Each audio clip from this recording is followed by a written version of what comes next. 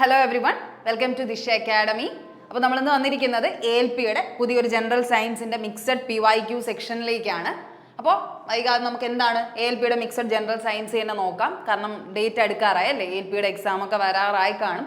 എന്തായാലും ഉറപ്പായിട്ടും വരും. അപ്പോൾ അതൊന്നും ആലോചിച്ച് ആരും ടെൻഷൻ ആവേണ്ട. നിങ്ങളുടെ പ്രിപ്പറേഷൻസ് നിങ്ങൾ നന്നായിട്ട് തന്നെ കൊണ്ടുപോകാൻ ശ്രമിക്കുക. അപ്പോൾ ഫസ്റ്റ് ക്വസ്റ്റ്യൻ എന്ന് പറയുന്നത് നമ്മുടെ Antoine Lavoisier named which of the following element in 1778.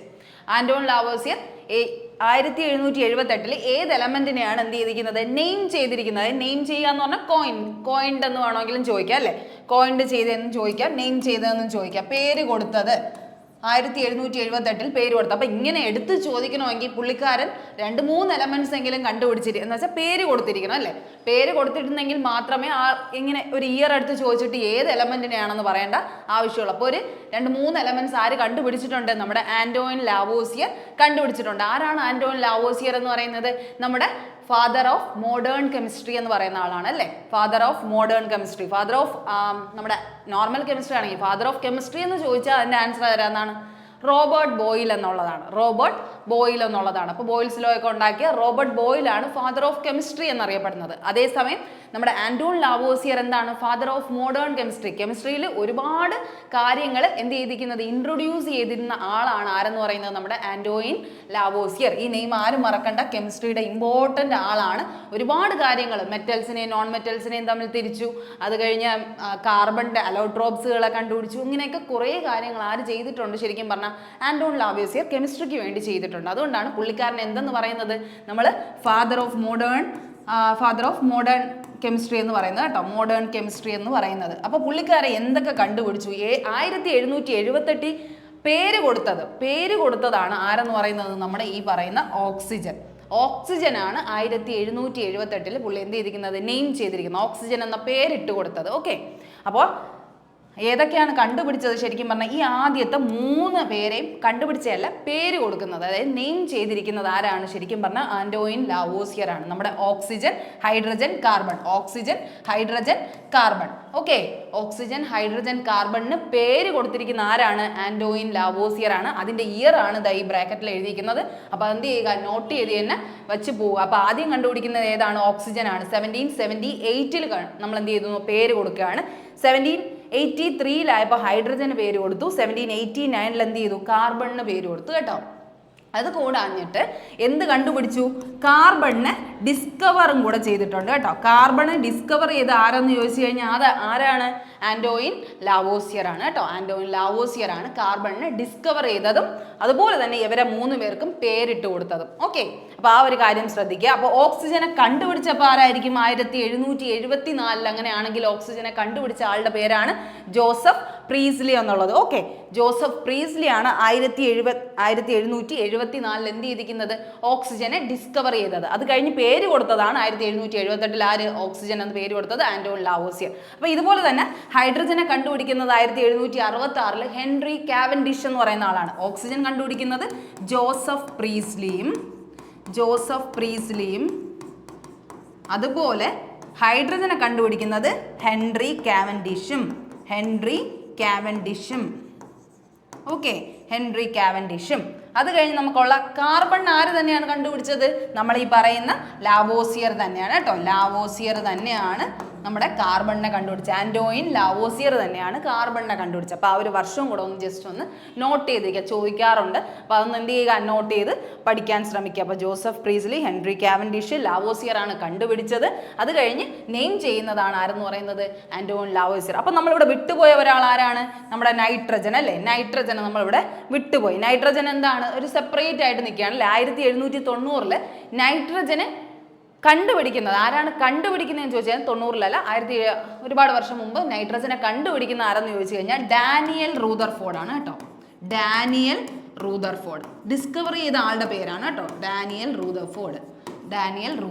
Discover ചെയ്യുന്നത് ഡാനിയൽ റൂദർഫോർഡ് ആണ്. പേര് കൊടുക്കുന്നത് അത്ര ഇമ്പോർട്ടൻ്റ് അല്ല. ചാപ്റ്റൽ എന്ന് പറയുന്ന ഒരാളാണ് കേട്ടോ. ചാപ്റ്ററിലാണ് 1790 പേര് കൊടുക്കുന്നത്, നെയിം ചെയ്തിരിക്കുന്നത് കേട്ടോ. ഇതെല്ലാം ഈ വർഷമൊക്കെ നെയിം ചെയ്ത വർഷങ്ങളാണ് കൊടുത്തിരിക്കുന്നത്. ഓക്കെ, അപ്പം നൈട്രജനെ കണ്ടുപിടിച്ചത് ഡാനിയൽ റൂദർഫോർഡ്. നമ്മൾ കെമിസ്ട്രി പഠിക്കുന്ന റൂദർഫോർഡ് അല്ല, നമ്മുടെ ആൽഫ റൈ സ്കാറ്ററിംഗ് എക്സ്പെരിമെന്റ് നടത്തിയ റൂദർഫോർഡ് അല്ല, ഇതേതാണ്? ഡാനിയൽ റൂദർഫോർഡ് ആണ് കേട്ടോ. ഡാനിയൽ റൂദർഫോർഡ് എന്ന് പറഞ്ഞ വേറൊരാളാണ് നൈട്രജനെ കണ്ടുപിടിച്ചിട്ടുള്ളത്. അപ്പോൾ അത്രയും കാര്യം ഇവിടെ എന്ത് ചെയ്യുക, മനസ്സിലാക്കുക. പിന്നെ നിങ്ങൾ അല്ലാണ്ട് നമ്മൾ നോക്കുകയാണെങ്കിൽ അപ്പോൾ ഇത്രയും കാര്യങ്ങൾ മനസ്സിലാക്കുക. ഇവിടെ തന്നെ ഇതൊക്കെ നോട്ട് ചെയ്തെന്ന് വിചാരിക്കുന്നു. അപ്പോൾ അതിൻ്റെ കൂടെ തന്നെ നമുക്കിവിടെ നോക്കേണ്ടത് നൈട്രജനെ കുറിച്ച് നമുക്ക് പറയാനാണെങ്കിൽ നമുക്ക് അഡീഷണൽ എന്തൊക്കെ പോയിന്റാണ് ഉള്ളത്? നൈട്രജൻ ഡയോക്സൈഡിനെ അറിഞ്ഞിരിക്കണം അല്ലേ? നൈട്രജൻ ഡയോക്സൈഡ്, നൈട്രജൻ NO2 അതെന്താണ്? അതിൻ്റെ ഒരു ഡയോക്സൈഡ് ആണ്. അതെന്ത് കളറിലാണെന്ന് ചോദിച്ചു കഴിഞ്ഞാൽ ബ്രൗൺ കളർ ഫ്ലെയിം ആണ് ഉണ്ടാക്കുന്നത് കേട്ടോ. ബ്രൗൺ കളർ ഫ്ലെയിം ആണ് നമ്മുടെ നൈട്രജൻ ഡയോക്സൈഡ് ഉണ്ടാക്കുന്നത്.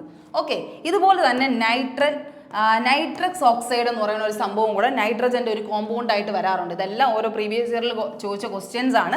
നൈട്രജൻ ഡയോക്സൈഡിൻ്റെ കളർ അല്ലെങ്കിൽ അത് എന്ത് ഫ്ലെയിമിലാണ് പോകുന്നതെന്ന് ചോദിച്ചു കഴിഞ്ഞാൽ ബ്രൗൺ കളറാണ് അത് റിലീസ് ചെയ്യുന്നത്. അതിൻ്റെ പൊടിയോ അല്ലെങ്കിൽ അതിൻ്റെ കളർ എന്തൊക്കെയാണെന്ന് പറഞ്ഞ് ചോദിച്ചു കഴിഞ്ഞാൽ ബ്രൗൺ കളറാണ്. അതേസമയം ഇത് ഡയോക്സൈഡ് ആണ്. നൈട്രജൻ ഡയോക്സൈഡ്, ഇത് നൈട്രസ് ഓക്സൈഡ് ആണ്. നൈട്രസ് ഓക്സൈഡിൻ്റെ ഒരു പ്രധാനപ്പെട്ട ഒരു പ്രോപ്പർട്ടി എന്താണത്? അതിനെ വിളിക്കുന്ന എന്തായിട്ടാണ്? ലാഫിംഗ് ഗ്യാസ് എന്നാണ് നമ്മൾ വിളിക്കാറുള്ളത് കേട്ടോ. ലാഫിംഗ് ഗ്യാസ്, അതുകൊണ്ടാണ് ഇവിടെ എടുത്ത് പറയുന്നത് കേട്ടോ. ലാഫിംഗ് ഗ്യാസ് എന്നാണ് ആരെ പറയുന്നത്? നൈട്രസ് ഓക്സൈഡിനെ നമ്മൾ പറയാറുള്ളത്. അതുകൊണ്ടാണ് അത് എടുത്ത് അവിടെ പറയുന്നത്. അപ്പം അത്രയും കാര്യം ഇവിടെ എന്ത് ചെയ്യുക, മനസ്സിലാക്കുക. ഇതുപോലെ തന്നെ നിങ്ങൾ ആലോചിച്ചിരിക്കേണ്ട കാര്യം, അതായത് നമ്മൾ ഈ ഓക്സിജൻ, ഹൈഡ്രജൻ, കാർബൺ, നൈട്രജൻ എന്നൊക്കെ പറഞ്ഞ ഏറ്റവും ഇമ്പോർട്ടൻ്റ് ആയ ആൾക്കാരാണ്. നമ്മുടെ എർത്ത് എന്ന് പറയുന്ന ഒരു സർഫസ് എടുക്കുമ്പോൾ അല്ലെങ്കിൽ നമ്മൾ താമസിക്കുന്ന ഇടങ്ങൾ അറ്റ്മോസ്ഫിയർ എടുക്കുമ്പോൾ യൂണിവേഴ്സ് മൊത്തത്തിൽ എടുക്കുമ്പോൾ എന്താണ് ഇമ്പോർട്ടൻ്റ് ആണ്. അപ്പോൾ നമ്മളടുത്ത് ഇങ്ങനെ ചോദിക്കാറുണ്ട്, യൂണിവേഴ്സിൽ അബണ്ടൻസിയുടെ കാര്യത്തിൽ ഏറ്റവും കൂടുതൽ എന്ന കണക്കിൽ യൂണിവേഴ്സിൽ അബണ്ടൻസ് എന്ന് പറയുന്നത് കൂടുതൽ എന്ന കണക്കിൽ ഏറ്റവും കൂടുതൽ കൂടിയ യൂണിവേഴ്സിൽ കാണുന്ന എലമെന്റ് ഏതെന്ന് ചോദിച്ചു കഴിഞ്ഞാൽ, കാരണം ഇവരെല്ലാം എന്താണ്? എലമെന്റ്സ് ആണല്ലേ, നമ്മൾ പീരിയോഡിക് ടേബിളിൽ പഠിച്ച എലമെന്റ്സ് ആണ്. അപ്പോൾ യൂണിവേഴ്സിൽ ഏറ്റവും അബണ്ടന്റ് ആയിട്ട് കാണുന്നത് ആരെന്ന് ചോദിച്ചു കഴിഞ്ഞാൽ ആരാണ്? ഹൈഡ്രജൻ ആണ് കേട്ടോ. ഹൈഡ്രജൻ, H ആണ്, ഹൈഡ്രജൻ ആണ് കേട്ടോ, ഹൈഡ്രജൻ. അപ്പോൾ യൂണിവേഴ്സിൽ ഏറ്റവും അബണ്ടന്റ് ആയിട്ട് കാണുന്നത് ആരാണ്? ഹൈഡ്രജൻ ആണ്. ഇനി അടുത്ത അറ്റ്മോസ്ഫിയർ, എന്ന് പറയുന്നത് അറ്റ്മോസ്ഫിയർ ആണ് കേട്ടോ. യൂണിവേഴ്സ് എന്ന് പറയുമ്പോൾ എല്ലാം, നമ്മുടെ എല്ലാം വരും കേട്ടോ. ഹോൾ യൂണിവേഴ്സ്, നമ്മൾ താമസിക്കുന്ന എല്ലാവരും ഉൾപ്പെടുത്തുന്ന യൂണിവേഴ്സിൽ ഏറ്റവും കൂടുതൽ ആരാണ്? ഹൈഡ്രജൻ ആണ്. കാരണം എന്തുകൊണ്ടാണ്? വെള്ളം, സമുദ്രമാണല്ലേ കൂടുതൽ, 3/4 എന്താണ്? വെള്ളമാണ്. അല്ലാണ്ട് നോക്കുമ്പോൾ ഹൈഡ്രജൻ മോളിക്യൂൾസ് ആണ് കൂടുതൽ. അപ്പം അങ്ങനെയൊക്കെ ആലോചിക്കുമ്പോൾ ഹൈഡ്രജൻ ആണ് യൂണിവേഴ്സിൻ്റെ കാര്യത്തിൽ കൂടുതൽ. അതേസമയം നമ്മുടെ അറ്റ്മോസ്ഫിയർ എടുക്കുമ്പോൾ ആരാണ്ടാ? നൈട്രജൻ ആണ് കേട്ടോ. നൈട്രജൻ ആണ്. കാരണം എന്താ? നൈട്രജൻ ഏതാണ്? നമ്മുടെ 78% ഓഫ് എയറും എന്താണ്? നമ്മുടെ നൈട്രജൻ ആണ്. അതുകൊണ്ടാണ് കേട്ടോ. അപ്പോൾ ആ ഒരു കാര്യം ആലോചിക്കുക. ഇനി എന്താണ്? എർത്തിൻ്റെ ക്രസ്റ്റ് നോക്കുകയാണെങ്കിൽ, എർത്തിൻ്റെ ക്രസ്റ്റ്, നമ്മൾ താമസിക്കുന്ന ഈ ഭൂമിയെ നോക്കുമ്പോൾ എന്താണ് ഏറ്റവും കൂടുതൽ ആരെന്ന് ചോദിച്ചു കഴിഞ്ഞാൽ ആരാണ്? നമ്മുടെ ഓക്സിജൻ, നമ്മൾ ശ്വസിക്കുന്ന ഓക്സിജൻ ആണ്. അപ്പോൾ ഇത്രയും പോയിന്റ്സ് നിങ്ങൾ എന്ത് ചെയ്യുക, മനസ്സിലാക്കി വയ്ക്കുക. യൂണിവേഴ്സിൽ ഏറ്റവും അബണ്ടൻസ് കാണിക്കുന്ന ആരാണ്? ഹൈഡ്രജൻ. അറ്റ്മോസ്ഫിയറിൽ ഏറ്റവും കാണിക്കുന്നത് 78% നൈട്രജൻ. എർത്ത് ക്രസ്റ്റിൽ ഏറ്റവും കൂടുതൽ ആരെന്ന് ചോദിച്ചു കഴിഞ്ഞാൽ ആരാണ്?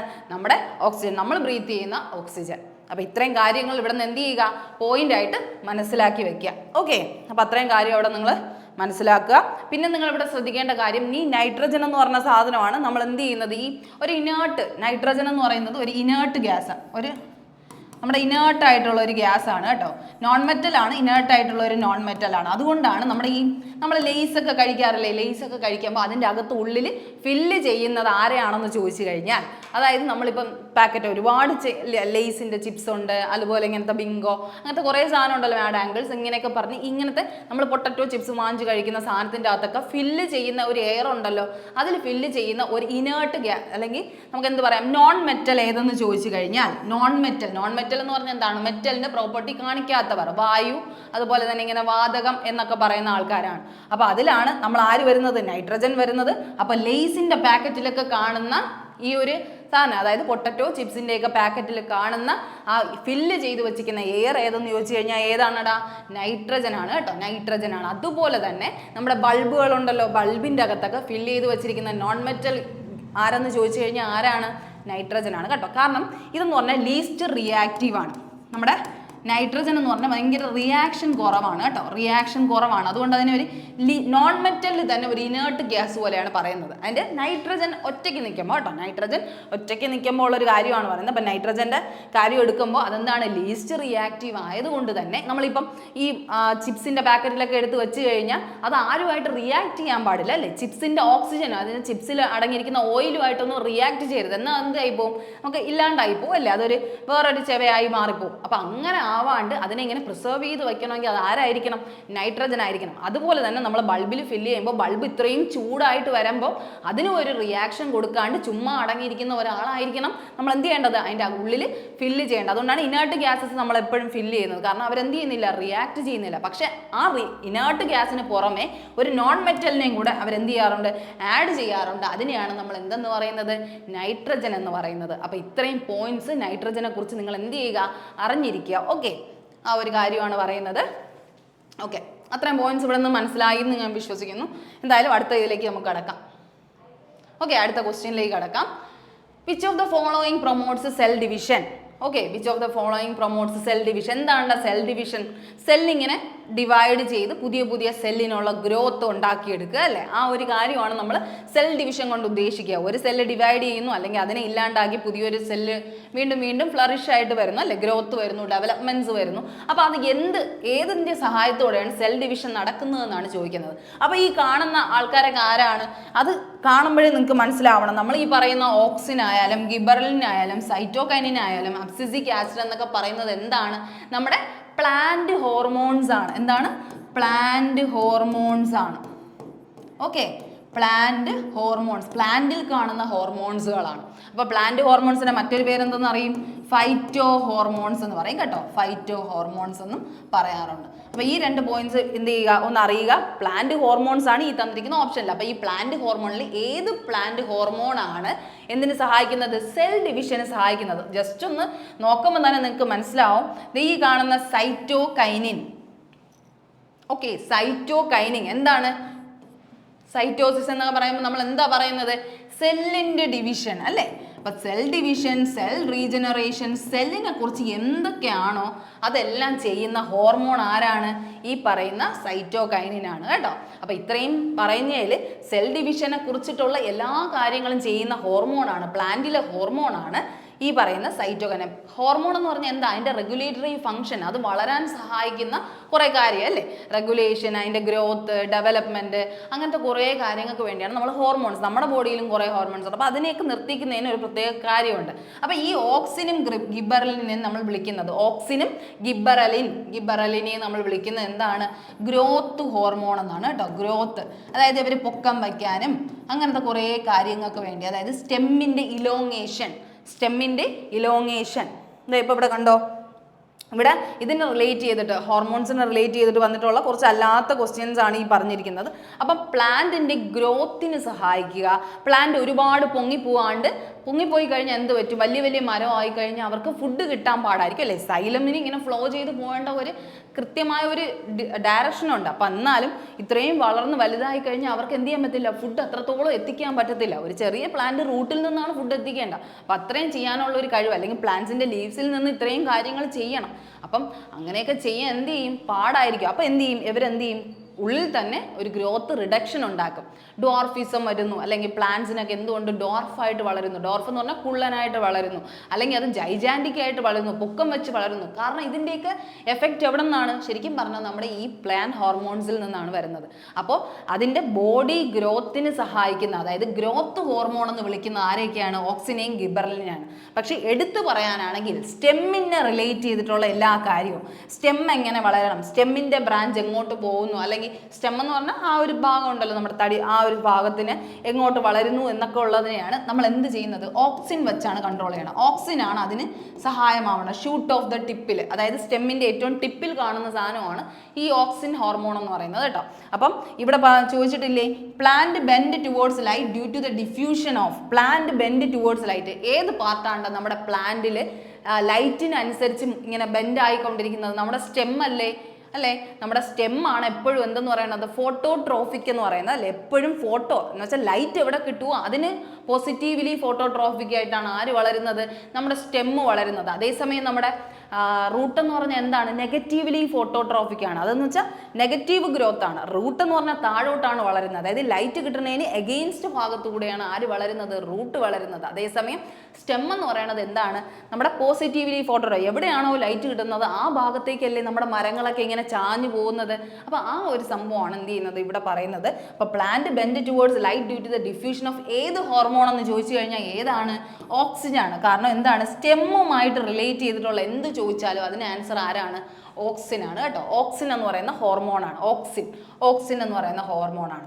അപ്പോൾ ഈ പറഞ്ഞില്ലേ സെല്ലുമായിട്ട് റിലേറ്റ് ചെയ്ത് ഇന്നർ സെല്ലിന്റെ ഗ്രോത്ത്, സെൽ റീജനറേഷൻ, ഇങ്ങനെ സെല്ല് എന്ന് പറഞ്ഞൊരു വാക്ക് കേട്ടാലേ ആരെന്ന് ആലോചിക്കണം? സൈറ്റോകൈനിനെ ആലോചിക്കണം. ഓക്കെ, ഗിബ്ബറിൻ എന്ന് പറഞ്ഞ സാധനം എന്ത് തന്നെയാണ്? ഗ്രോത്ത് തന്നെയാണ്. പക്ഷെ എപ്പോഴും ഇത് പറയുന്നതെന്ന് പറഞ്ഞാൽ ഇതെന്താണ്? ഡ്വാർഫിസം പോലെയുള്ള കുള്ളനാക്കുക, പ്ലാന്റ്സിനെ എന്ത് ചെയ്യുക? ഇത്രയും വളരാൻ സമ്മതിക്കാണ്ട് കുറച്ചൊന്ന് ചെയ്യുക, അവരെ ഒന്ന് പ്രിവെന്റ് ചെയ്ത് നിർത്തിക്കുക, അവരെ ഒന്ന് കൺട്രോൾ ചെയ്യുക. നീ ഒരുപാടൊന്നും വളർന്ന് പോണ്ടെന്ന് പറഞ്ഞ് നല്ല രീതിക്ക് അതിനെ കൺട്രോൾ ചെയ്യുന്ന ആളാണ് ആര്? ഗിബ്ബറിൻ. അപ്പം ഡ്വാർഫിസം ഉണ്ടാക്കുന്നത് ആരുടെ പ്രത്യേകത ഉണ്ടെന്ന് ചോദിച്ചു കഴിഞ്ഞാൽ അത് ആരാണ്? ഗിബ്ബറിൻ കൊണ്ടാണ് കേട്ടോ. അപ്പം ഡ്വാർഫിസം എന്ന് പറഞ്ഞൊരു വാക്ക് കേട്ടാലേ ചാടി വീണ് എന്ത് എടുക്കണം? ഏത് പ്ലാന്റ് ഹോർമോണിനെ സെലക്ട് ചെയ്യണം? ഗിബ്ബറിനെ സെലക്ട് ചെയ്യണം. ഓക്കെ, ഇനി അടുത്ത് high concentration at top and decreases as get closer to the roots. Okay, അതുപോലത്തെ ഒരു ക്വസ്റ്റ്യൻ ആണ് ഇവിടെ ചോദിച്ചത്. ഹൈ കോൺസെൻട്രേഷൻ അറ്റ് ടോപ്പ് എന്ന് പറയുന്ന ആരാണ്ടാ?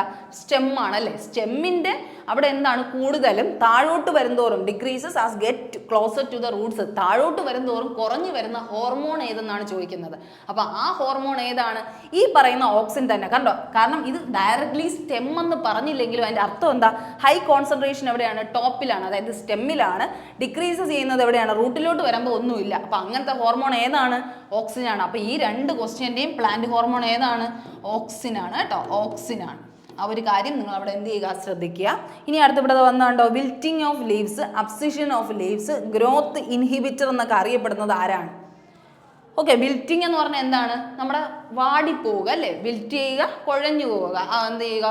എല്ലാം വാടി നിൽക്കുന്നതൊക്കെ കണ്ടിട്ടില്ലേ? വെള്ളമൊന്നും കിട്ടാണ്ട് ആകെ തളർന്നു നിൽക്കുന്ന അവസ്ഥയുണ്ടല്ലോ ലീവ്സ് ഒക്കെ. അപ്പം wilting of leaves, abscission of leaves, cut ചെയ്ത് പോവുക. അതെന്ത് ചെയ്യുക എന്ന് വെച്ചാൽ അതിന് വളരാൻ പറ്റാണ്ട് കുറച്ചൊക്കെ എന്ത് ചെയ്യുക? കട്ടായി മുറിഞ്ഞു പോവുക.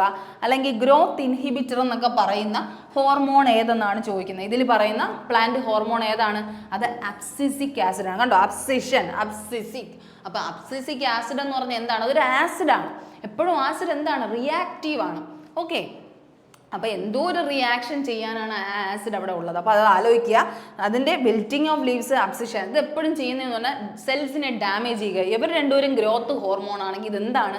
സ്ട്രെസ് ഹോർമോൺ എന്നാണ് അറിയപ്പെടുന്നത്.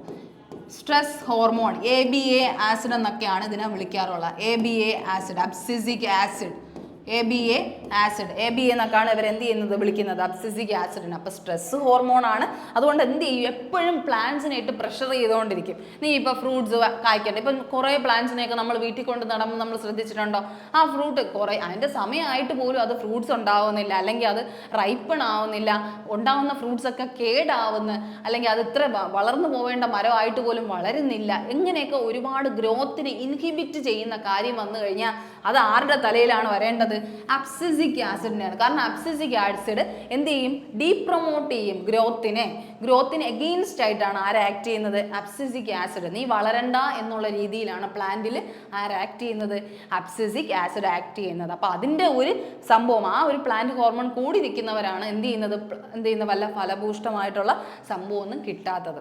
ഓക്കെ, അപ്പോൾ ഇതെന്താണ്? ഗ്രോത്ത് ഇൻഹിബിറ്റർ ആണ്. ഇൻഹിബിറ്റ് ചെയ്യുക എന്ന് പറഞ്ഞാൽ എന്ത് ചെയ്യുക?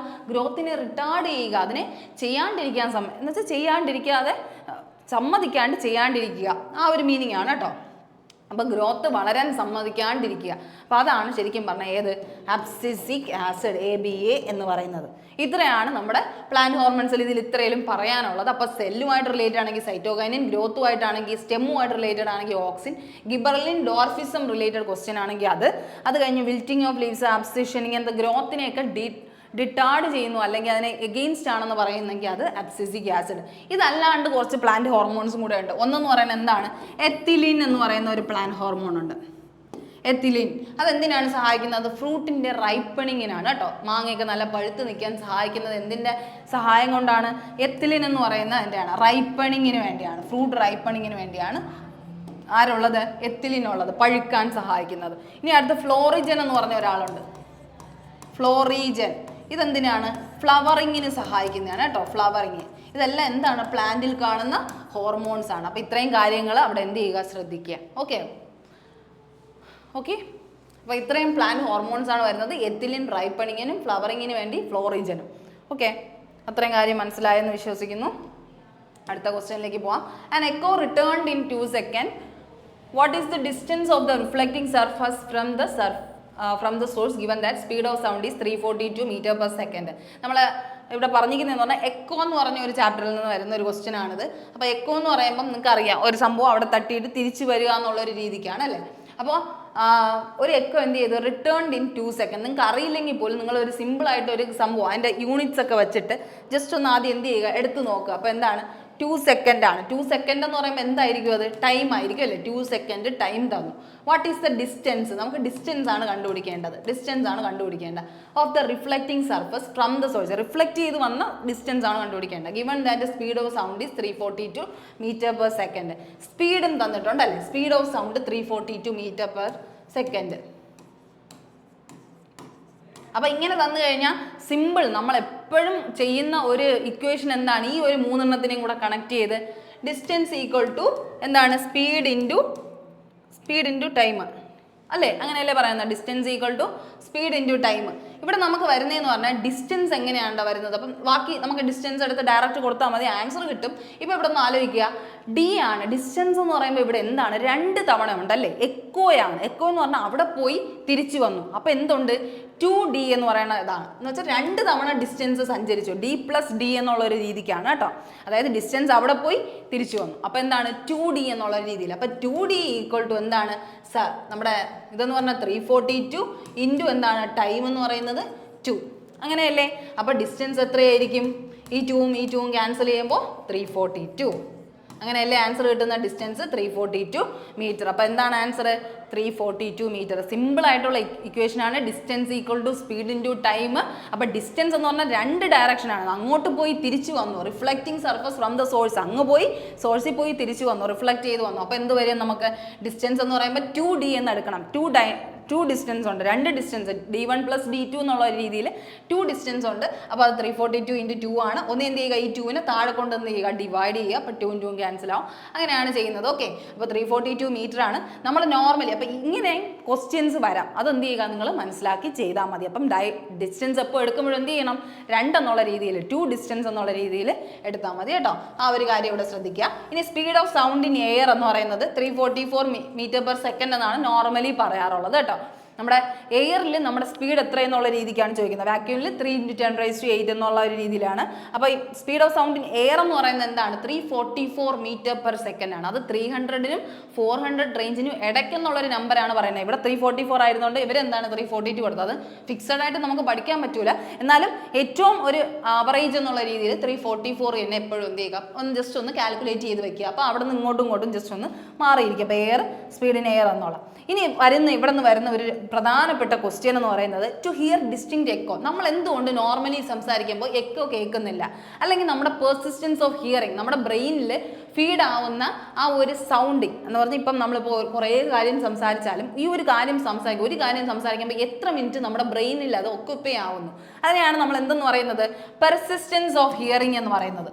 Okay persistence of hearing. നമ്മുടെ ചെവിയിൽ അല്ലെങ്കിൽ നമ്മുടെ ബ്രെയിനിൽ ആ ഒരു വാക്ക്, ഇപ്പം എൻ്റെ അടുത്ത് എൻ്റെ പേര് പറയുകയാണ്. അപ്പോൾ ആ പേര് നിങ്ങളുടെ മൈൻഡിൽ ഞാൻ പറഞ്ഞു കഴിഞ്ഞാൽ എത്ര നേരം അത് നിങ്ങളുടെ ബ്രെയിനിൽ സ്റ്റോർ ആവും എന്നുള്ളൊരു സംഭവമാണ് പറയുന്നത് കേട്ടോ. Persistence of hearing. അതുപോലെ നമുക്ക് കാഴ്ചയിൽ, നമ്മുടെ കാഴ്ചയും ഹിയറിങ്ങും സെയിം പോലെയാണ്. ഇത്ര സമയം നമ്മുടെ ഒരു ഇമേജ്, ഞാൻ ഇപ്പോൾ ഒരു സാധനം കണ്ടു, ആ കണ്ട ഇമേജ് എനിക്ക് ഇത്ര സമയം വരെ എൻ്റെ കണ്ണിൽ കാണത്തുള്ളൂ.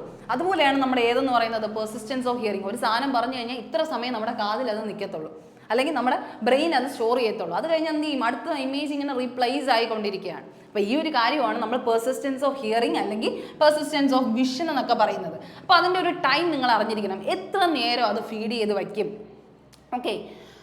ഓക്കെ ആ കാര്യം ശ്രദ്ധിക്കണം. അപ്പോൾ ഇവിടെ ചോദിച്ച അടുത്തൊരു ക്വസ്റ്റ്യൻ എന്ന് വെച്ചാൽ to hear distinct echo the time interval between original sound and reflected sound must B.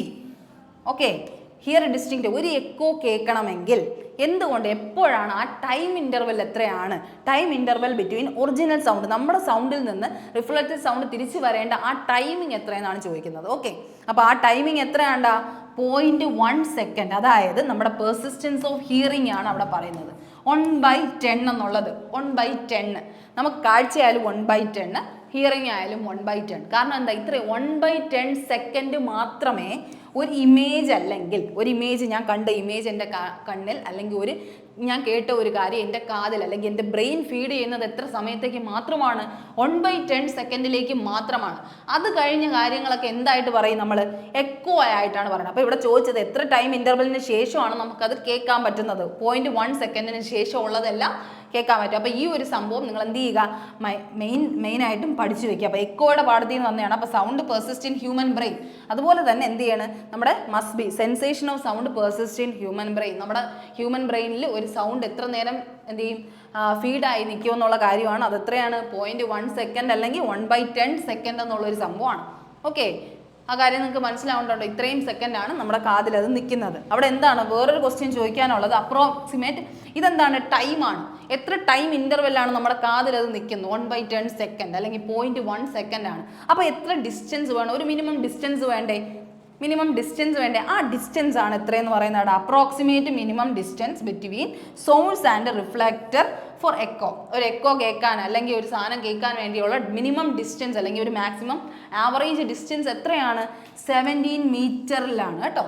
17 മീറ്ററിൽ നിന്ന് സംസാരിച്ചാൽ മാത്രമേ അത് എക്കോ ആയിട്ട് കേൾക്കണമെങ്കിൽ 1/10 സെക്കൻഡിൻ്റെ ആ ഒരു എഫക്റ്റ് അവിടെ എന്ത് ചെയ്യത്തുള്ളൂ, പ്രയോജനമാകും. അപ്പോൾ ഈ ഒരു രണ്ട് സാധനവും നിങ്ങൾ മസ്റ്റായിട്ട് പഠിക്കേണ്ടത്, ഒന്നെന്താണ് ഹ്യൂമൻ ബ്രെയിന് ഫീഡ് ചെയ്യുന്ന ടൈമും, ഒന്നെന്താണ് ഡിസ്റ്റൻസ്. ഇത്ര ഡിസ്റ്റൻസിൽ നിന്ന് നിങ്ങൾ ഒരു സാധനം പറഞ്ഞാൽ മാത്രമേ അത് എന്തായിട്ട് വരത്തുള്ളൂ, എക്കോ ആയിട്ട് വരുള്ളൂ, അതും 0.1 സെക്കൻഡിന് ശേഷം.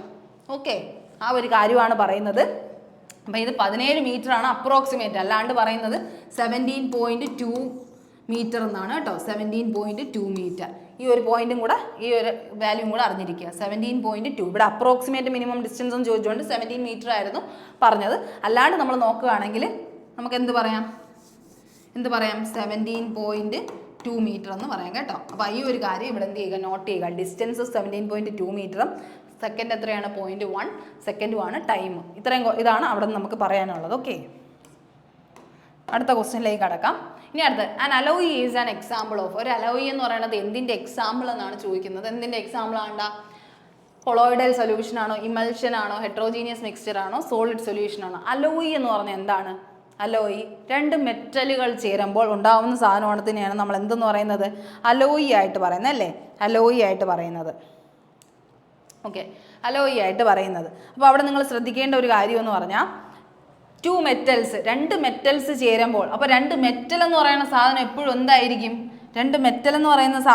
എന്തായിരിക്കും, സോളിഡ് ആയിരിക്കും അല്ലേ, സോളിഡ് സൊല്യൂഷൻ ആയിരിക്കും. രണ്ട് മെറ്റലുകൾ ചേർന്ന് എന്തുണ്ടാവും, സോളിഡ് സൊല്യൂഷൻ. അപ്പോൾ ഇതിൻ്റെ ആൻസർ എന്താണ്, സോളിഡ് സൊല്യൂഷൻ ആണ്. അപ്പോൾ അലോയി എന്തിൻ്റെ എക്സാമ്പിൾ എന്ന് വെച്ചാൽ, രണ്ട് സോളിഡുകൾ മിക്സ് ചെയ്യുമ്പോൾ അതെന്തായി മാറുന്നത്, സോളിഡ് സൊല്യൂഷൻ ആവും മാറുന്നത്. സോൾ എന്ന് പറയുന്ന സാധനം അല്ലേ, സോളിഡ് സോൾ ആണ് അല്ലേ, സോളിഡ് സോൾ ആണ്. പ്ലസ് സോളിന് നമ്മൾ പറയുന്നത് സോൾ എന്നുള്ളതാണ്. ഓക്കെ, സോൾ എന്നുള്ളതാണ്. ആ ഒരു കാര്യം ആലോചിക്കുക. ഇവിടെ നമ്മൾ മനസ്സിലാക്കേണ്ടത്, രണ്ട് സാധനം എന്താണ്, സെയിം കമ്പോണൻ്റ് ആണ്. അപ്പോൾ അവരൊക്കെ എന്താണ് ശരിക്കും പറഞ്ഞാൽ ഹോമോജീനിയസ് മിക്സ്ചർ എന്ന് വേണമെങ്കിൽ നമുക്ക് പറയാം അല്ലേ, ഹോമോജീനിയസ് മിക്സ്ചർ ആണ് രണ്ട് മെറ്റലുകളെ ചേർക്കുമ്പോൾ. ഇവിടെ മെറ്റലായിട്ട് നമുക്ക് പറയാൻ പറ്റുന്നത്, അലോയിക്ക് എക്സാമ്പിൾ ഏതൊക്കെയാണ്, സ്റ്റീല്, ബ്രാസ്, കോപ്പർ അല്ലേ, സ്റ്റീല്, ബ്രാസ്, അതുപോലെ തന്നെ എന്ത് പറയാം നമുക്ക്, ബ്രോൺസും പറയാം അല്ലേ, ബ്രോൺസ്.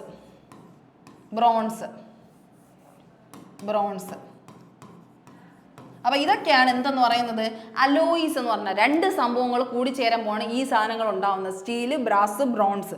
ഓക്കെ, അയണും കാർബണും ചേരുമ്പോഴാണ് നമുക്ക് എന്ത് പറയാൻ പറ്റുന്നത്, അയൺ പ്ലസ് കാർബണിനെയാണ് നമുക്ക് എന്ത് പറയാൻ പറ്റുന്നത്, സ്റ്റീൽ എന്ന് പറയാൻ പറ്റുന്നത്. അപ്പോൾ അതും കൂടെ ജസ്റ്റ് ഒന്ന് നോക്കി വെച്ചേക്ക്, കാരണം ഇതെങ്ങനെ എടുത്ത് ചോദിക്കാറുണ്ട്. ബ്രാസ് എന്ന് പറഞ്ഞാൽ എന്താണ്, സിങ്ക് പ്ലസ് കോപ്പർ ആണ് കേട്ടോ. കോപ്പർ പ്ലസ് സിങ്ക് എന്നുള്ളതാണ്, 70% കോപ്പറും 70% കോപ്പറും 30% സിങ്കും. ആ ഒരു രീതിക്കാണ് കേട്ടോ. ഇതിൻ്റെ കോമ്പോസിഷൻ ഒരിക്കൽ ചോദിച്ചിട്ടുണ്ട് ഒരു എക്സാമിനേഷൻ. അപ്പോൾ അത് നോക്കുക. ബ്രാസ് എന്ന് പറഞ്ഞൊരു സാധനം, ബ്രാസിലൊരു സാധനം ഉണ്ടാക്കുക എന്ന് പറഞ്ഞാൽ അതിൽ എന്തൊക്കെ ഉണ്ട്? കോപ്പർ എന്ന് പറഞ്ഞൊരു മെറ്റലും ചേരുന്നുണ്ട്, സിങ്ക് എന്ന് പറഞ്ഞൊരു മെറ്റലും ചേരുന്നുണ്ട്. അതേസമയം സിങ്ക് 30%, കോപ്പർ എത്ര ശതമാനമാണ്? 70% അവിടെ എന്ത് ചെയ്യുക? ആലോചിക്കുക. ഇനി അടുത്ത് ബ്രോൺസ് എന്ന് പറഞ്ഞാൽ എന്താണ്? കോപ്പർ പ്ലസ് എന്താണ്? സിങ്ക് ആണ്. കോപ്പർ പ്ലസ് ടിന്നാണ് കേട്ടോ. Copper plus tin. Okay, copper plus ടിന്നാണ്, ടിന്ന്.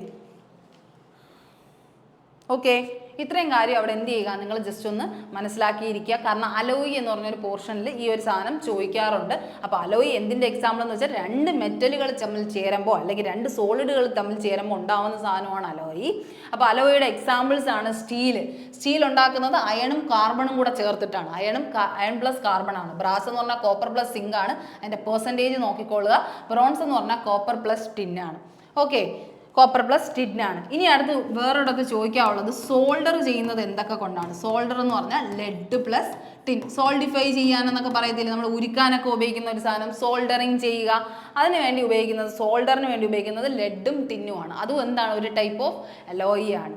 ഓക്കെ, ഇത്രയും കാര്യം മനസ്സിലായോ? അപ്പോൾ ടിന്നിൻ്റെ ഇവിടെ പറഞ്ഞല്ലോ നമ്മൾ അയൺ Fe ആണ്, ഫെറം എന്നുള്ള ഇതിൽ വന്നത്. കോപ്പർ Cu, എന്തിൽ നിന്നാണ്? കുപ്രം എന്നുള്ള ഒരു വേർഡിൽ നിന്നാണ് Cu വന്നത് കോപ്പറിന്. ടിൻ എന്താണ്? Sn എന്നാണ് അല്ലേ? ടിന്നിനെ നമ്മൾ വിളിക്കുന്നത് Sn എന്നാണ്. അതെന്താണ്? സ്റ്റാനം എന്നെന്ന് പറഞ്ഞൊരു വാക്കിൽ നിന്നാണ് വന്നത്. സ്റ്റാനം. ഇത്രയും 50 ടിൻ അല്ലേ? 50 ടിന്ന് വരുന്നത്. അപ്പോൾ അത്രയും കാര്യങ്ങൾ എന്ത് ചെയ്യുക? അവിടെ മനസ്സിലാക്കുക. അപ്പം സോൾഡറിലാണ് ലെഡും ടിന്നും കൂടെ ചേർത്തിട്ടാണ്. അപ്പോൾ അത് ചോദിക്കാറുണ്ട് കേട്ടോ. സോൾഡർ എന്തുകൊണ്ടാണ് ഉപയോഗിക്കുന്നത് ചോദിച്ചാൽ ലെഡും അതിൻ്റെ ഒപ്പം ടിന്നും ആണ് ചേർക്കുന്നത്. ടിന്ന് Sn ആണ്, സ്റ്റാനമാണ്. ഓക്കെ, ഇത്രയും കാര്യം അവിടെ എന്ത് ചെയ്യുക? മനസ്സിലാക്കുക. അലോയി എന്ന് പറയുന്നത് എന്താണ്? ഒരു ഹോമോജീനിയസ് മിക്സ്ചറാണ്. ഹോമോജീനിയസ് മിക്സ്ചറും ഹെട്രോജീനിയസ് മിക്സ്ചറും തമ്മിലുള്ള വ്യത്യാസം എന്താണ്? ഹോമോ എന്ന് പറഞ്ഞാൽ സെയിം സംഭവങ്ങളായിരിക്കും അതിൽ എന്ത് ചെയ്യുന്നത്? മിക്സ് ചെയ്യുന്നത് അല്ലേ? ഹോമോജീനിയസ് മിക്സറിൽ സെയിം സാധനമായിരിക്കും തമ്മിൽ. സെയിം സാധനം എന്ന് പറഞ്ഞു കഴിഞ്ഞാൽ ഒരേ രീതിക്ക് നമുക്ക് തിരിച്ചറിയാൻ പറ്റില്ല. അയ്യോ ഇതിനകത്ത് ഇന്നതാണോ ഉള്ളത് എന്ന് വെച്ചാൽ രണ്ട് സാധനം അതിൽ ഇൻവോൾവ് ആണെന്ന് നമുക്ക് പറയാൻ പറ്റില്ല. അതിന് ബെസ്റ്റ് എക്സാമ്പിൾ ഏതാണ്? ഹോമോജീനിയസ് മിക്സ്ചറിന് ബെസ്റ്റ് എക്സാമ്പിൾ ഏതാണ്? എയർ ആണല്ലേ? നമ്മുടെ മുന്നിൽ കൂടെയൊക്കെ കാണുന്ന സാധനമാണ് എയർ. പക്ഷെ നമുക്കിങ്ങനെ എടുത്തറിയാൻ പറ്റുമോ? എയറിൽ ഇതാ ഇവിടെ നൈട്രജൻ നിൽക്കുന്നു, ഇവിടെ കാർബൺ നിൽക്കുന്നു, ഇവിടെ അല്ലെങ്കിൽ ആർഗൺ നിൽക്കുന്നു, ഇങ്ങനെ നമുക്ക് എടുത്ത് പറയാൻ പറ്റുമോ? നമ്മൾ നോക്കുമ്പോൾ എന്തേ ഉള്ളൂ? എയറേ ഉള്ളൂ. പക്ഷെ എയറിനെ എടുത്ത് നമ്മൾ അനലൈസ് ചെയ്ത് നോക്കുമ്പോഴേ നമുക്ക് അറിയാൻ പറ്റുള്ളൂ. എന്താണ് അതെന്താണ്?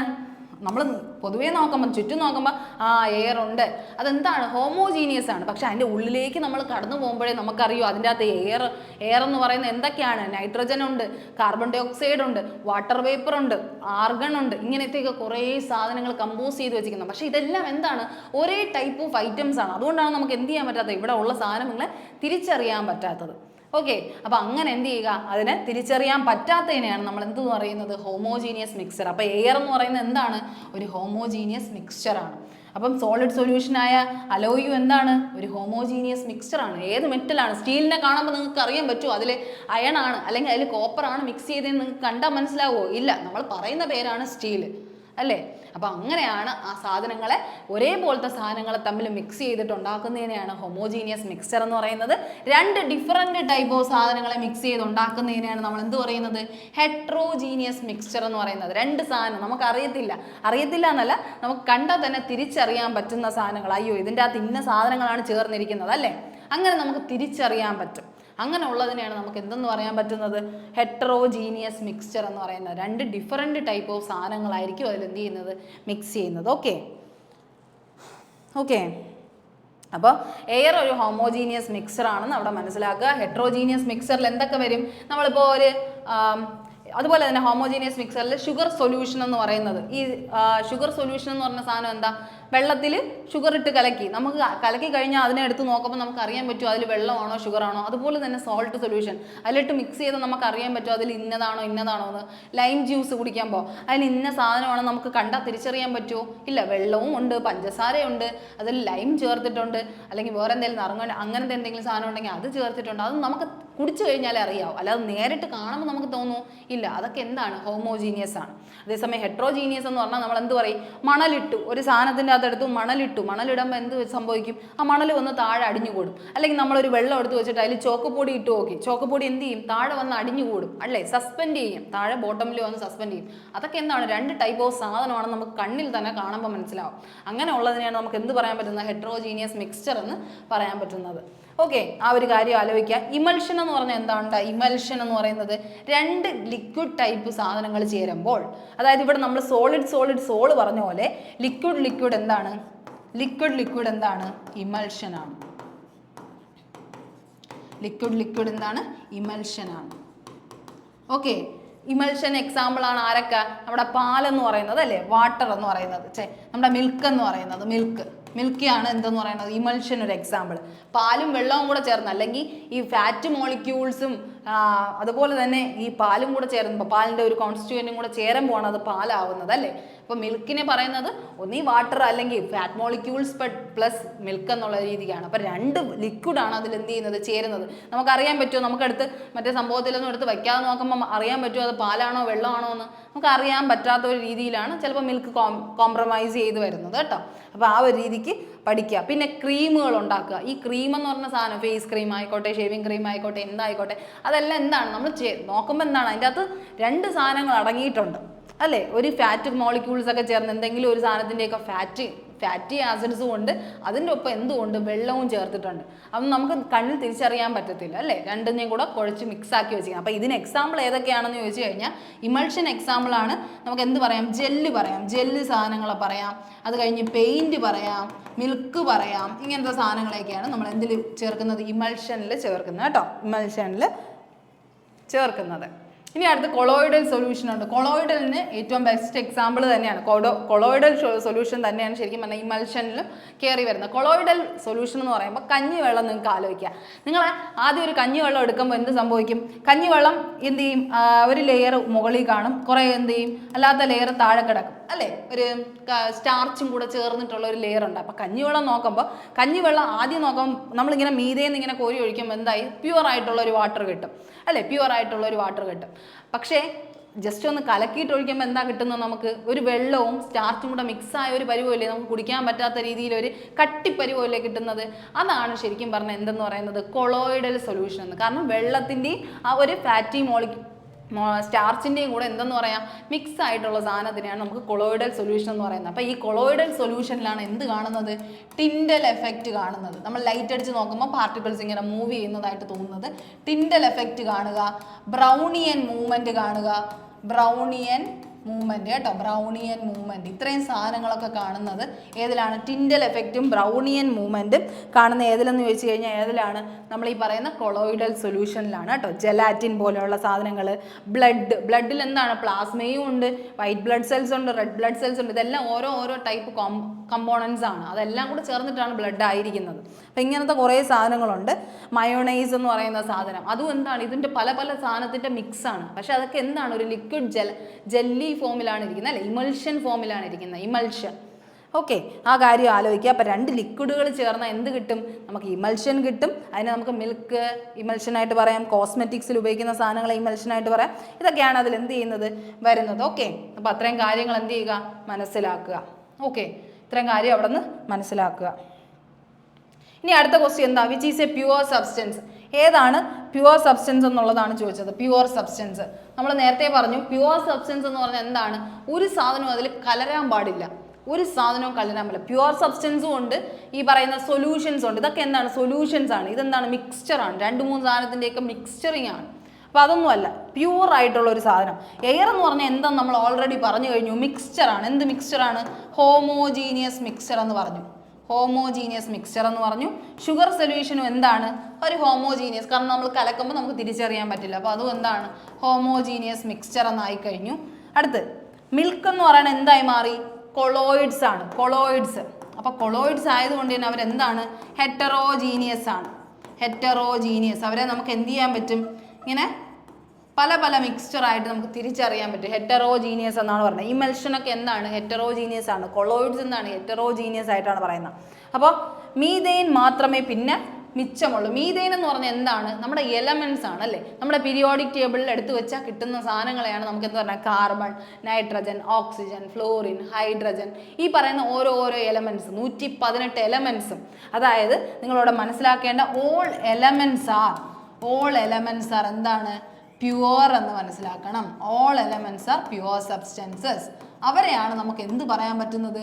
പ്യുവർ സബ്സ്റ്റൻസ് എന്ന് പറയുന്നത്. കാരണം അതിൽ വേറെ ഒന്നും ചേർന്നിട്ടില്ല, വേറെ ഒരു സാധനവും ഇല്ല. ഇപ്പം ഹൈഡ്രജൻ എടുത്തു കഴിഞ്ഞാൽ അതിൽ എന്തേ ഉള്ളൂ? ഹൈഡ്രജൻ മാത്രമേ ഉള്ളൂ. ഇപ്പം മീഥേൻ എന്ന് പറയുന്ന സാധനം എന്താ? CH4 ആണ്. അതിൻ്റെ അകത്ത് എന്തേ ഉള്ളൂ?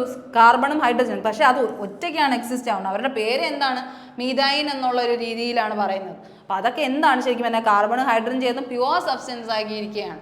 ഓക്കെ, അപ്പോൾ എലമെന്റ്സ് എല്ലാം എന്തായിട്ടാണ് നമ്മൾ പറയുന്നത്? പ്യുവർ സബ്സ്റ്റൻസ് ആയിട്ടാണ് പറയുന്നത്. ഓക്കെ, അപ്പോൾ എല്ലാ എലമെന്റ്സും പ്യുവർ സബ്സ്റ്റൻസ് ആണെന്ന് നിങ്ങൾ എന്ത് ചെയ്യുക? മനസ്സിലാക്കുക. എലമെന്റ്സ് എന്ന് പറഞ്ഞാൽ സിംഗിളി എക്സിസ്റ്റഡ് ആയിട്ടുള്ള സാധനങ്ങളെയാണ് എലമെന്റ്സ് ആയിട്ട് പറയുന്നത് കേട്ടോ. ഓക്കെ ഓക്കെ ഇനി അടുത്തതിലേക്ക് കടക്കാം നമുക്ക്. Name the stage of mitosis during which the chromosomes of a dividing cell lies at the equatorial plate. Cell ഡിവിഷനെ കുറിച്ച് അറിയണം അല്ലേ? നമ്മുടെ എല്ലാ രീതിയിലും സെൽ ഡിവിഷൻ നടക്കുമ്പോൾ ഈ പറയുന്ന ഇക്വറ്റോറിയൽ പ്ലേറ്റിൽ കാണുന്ന മൈറ്റോസിസിൻ്റെ സ്റ്റേജ് ഏതെന്നാണ് ചോദിച്ചിരിക്കുന്നത്. അപ്പം സെൽ ഡിവിഷൻ അറിയുന്നവർക്ക് മാത്രമേ എന്ത് ചെയ്യാൻ പറ്റുള്ളൂ? അത് കൃത്യമായിട്ട് ഫോളോ അപ്പ് ചെയ്ത് മനസ്സിലാക്കാൻ പറ്റൂ. അപ്പം നമുക്കറിയാം 2 ടൈപ്പ് ഓഫ് സെൽ ഡിവിഷനാണ് നോർമലി എല്ലാവർക്കും നടക്കുന്നത് അല്ലേ? നോർമലി നമ്മൾ ഈ ലോകത്ത് കാണുന്ന 2 ടൈപ്പ് ഓഫ് സെൽ ഡിവിഷനാണ്. ഏതൊക്കെയാണ്? മൈറ്റോസിസും അതുപോലെ എന്തുവാണ്? മിയോസിസുമാണ്. മൈറ്റോസിസും അതേപോലെ എന്തുവാണ്? മിയോസിസുമാണ്. ഓക്കെ, മൈറ്റോ മിയോ.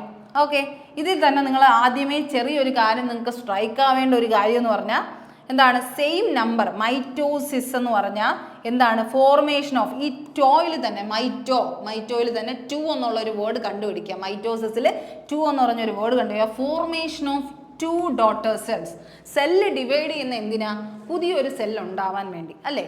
സെല്ല് ഡിവൈഡ് ചെയ്യുന്ന എന്തിനാ? പുതിയൊരു സെല്ല് ഉണ്ടാവാൻ വേണ്ടി. അപ്പോൾ പുതിയ സെല്ല് ഉണ്ടാവുന്നതിൽ 2 ഡോട്ടർ ന്യൂക്ലിയൈ ഉണ്ടായ സാധനം, ഉണ്ടായത് മക്കൾ എന്നുള്ള രീതിയിൽ ഉണ്ടായ സാധനം 2 പേരാണെങ്കിൽ അവരെ പറയുന്നത് എന്താണ്? മൈറ്റോസിസ് എന്ന്. Formation of 2 daughter cells each വിത്ത്. പക്ഷേ ഉണ്ടാവുന്ന സാധനങ്ങൾ എന്താണ്? Same number and kind of chromosomes as the parent. എന്ന് വെച്ചാൽ റെപ്ലിക്ക, ഡ്യൂപ്ലിക്കേറ്റ് എന്ന് പറയത്തില്ല നമ്മൾ. കറക്റ്റ് എന്താണോ നമ്മുടെ പാരന്റ് സെല്ലായിരുന്നത് അതിൻ്റെ അതേ റെപ്ലിക്ക അല്ലെങ്കിൽ ഡ്യൂപ്ലിക്കേറ്റ് തന്നെ ഉണ്ടായിക്കഴിഞ്ഞാൽ, സെയിം നമ്പർ തന്നെ ഉണ്ടായിക്കഴിഞ്ഞാൽ, സെയിം നമ്പറും കൈൻഡ് ഓഫ് ക്രോമസോംസ് തന്നെ പാരന്റ് സെല്ലിൽ നിന്ന് കിട്ടിയ അവരെ വിളിക്കുന്നത് എന്ത്? മൈറ്റോസിസ്.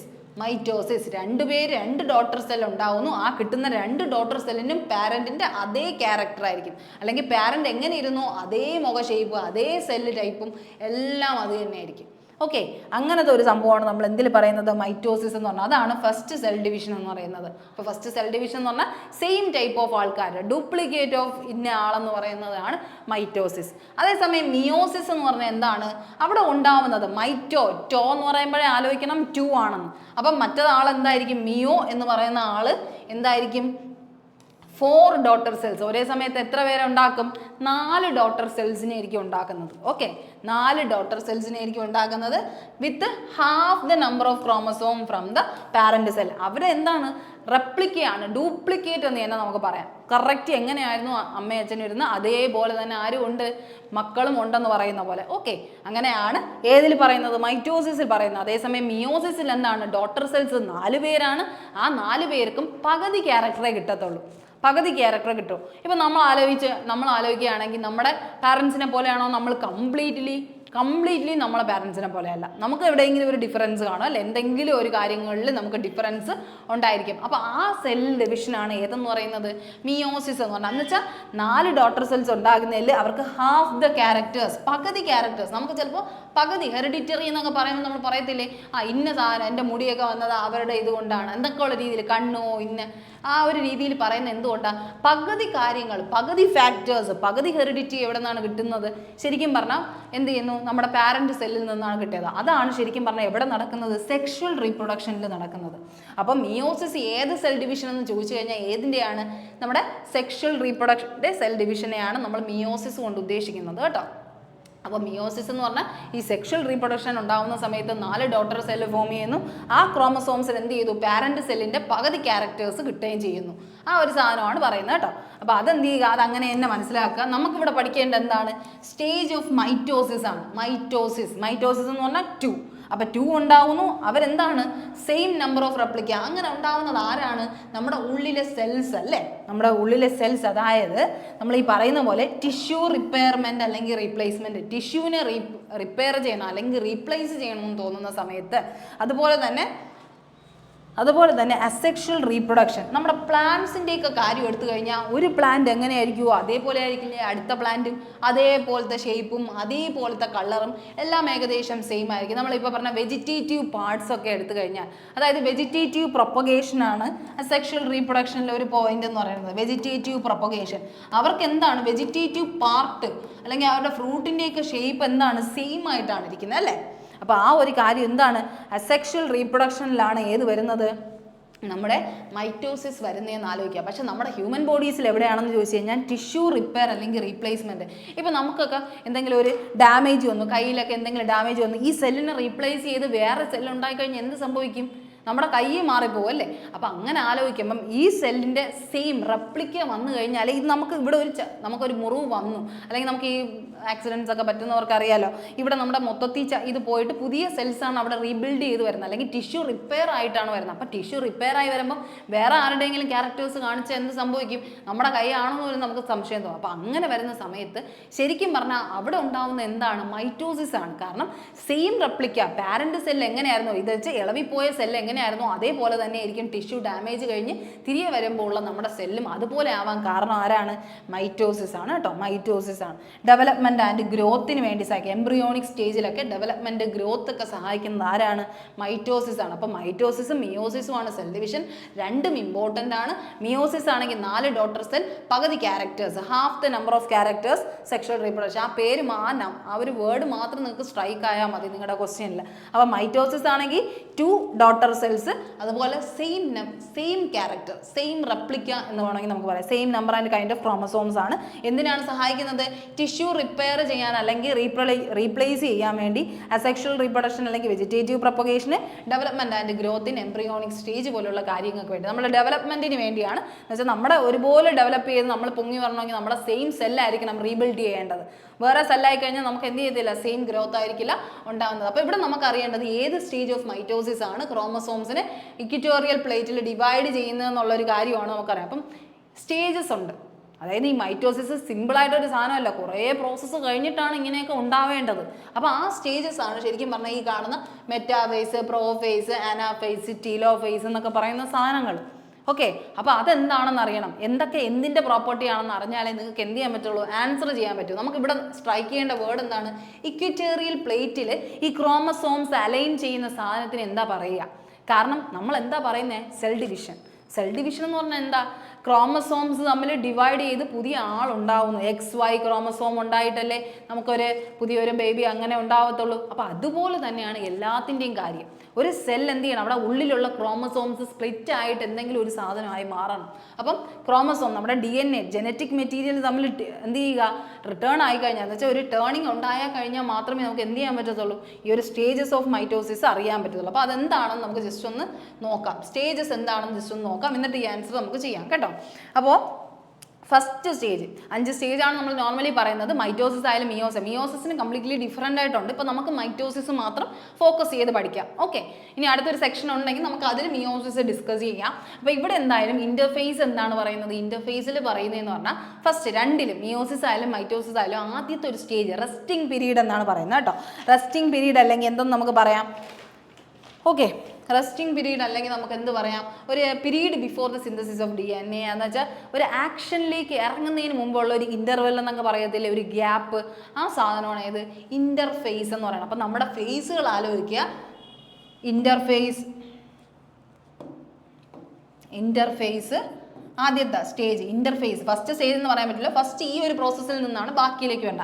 ഇൻ്റർഫേസ്, അത് കഴിഞ്ഞ് എന്താണ് പ്രോഫേസ്, അത് കഴിഞ്ഞ് എന്താണ് മെറ്റാഫേസ്, അത് കഴിഞ്ഞ് ആനാഫേസ്, അത് കഴിഞ്ഞ് എന്ത് ടീലോ ഫേസ് എന്ന് പറയും കേട്ടോ. ഇത്രയും ഫേസസ് ആണ് നമുക്ക് എന്ത് ചെയ്യുന്നത് ഉള്ളത്. ഇന്റർഫേസ്, പ്രോഫേസ്, മെറ്റാഫേസ്, അത് കഴിഞ്ഞ് ആനാഫേസ്, ടീലോ ഫേസ്.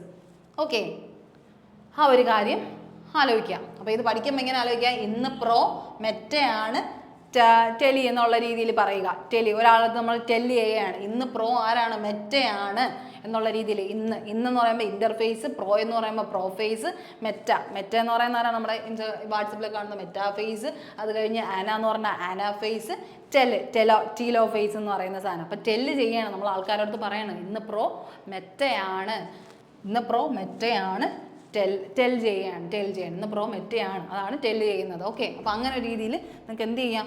ആലോചിക്കാം. ഓക്കെ, ഇങ്ങനെ ഒരു രീതിയിൽ നിങ്ങൾക്ക് എന്ത് ചെയ്യാം? പഠിച്ചു വെക്കുക. ആ ഒരു ഓർഡർ പഠിച്ചു വെക്കുക നിങ്ങൾക്ക് മൈറ്റോസിസിൻ്റെ.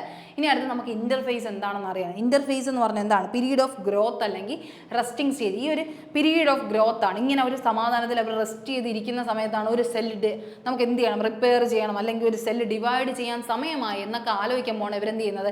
ആക്ഷനിലേക്ക് ഇറങ്ങുന്നത്. അപ്പോൾ നിങ്ങൾ മനസ്സിലാക്കേണ്ട, ഇന്റർഫേസിൽ ഇതെടുത്ത് ചോദിക്കാറുണ്ട്. ഇന്റർഫേസിലാണ് എന്തൊക്കെ വരുന്നത്? G1 phase, S phase, G2 face.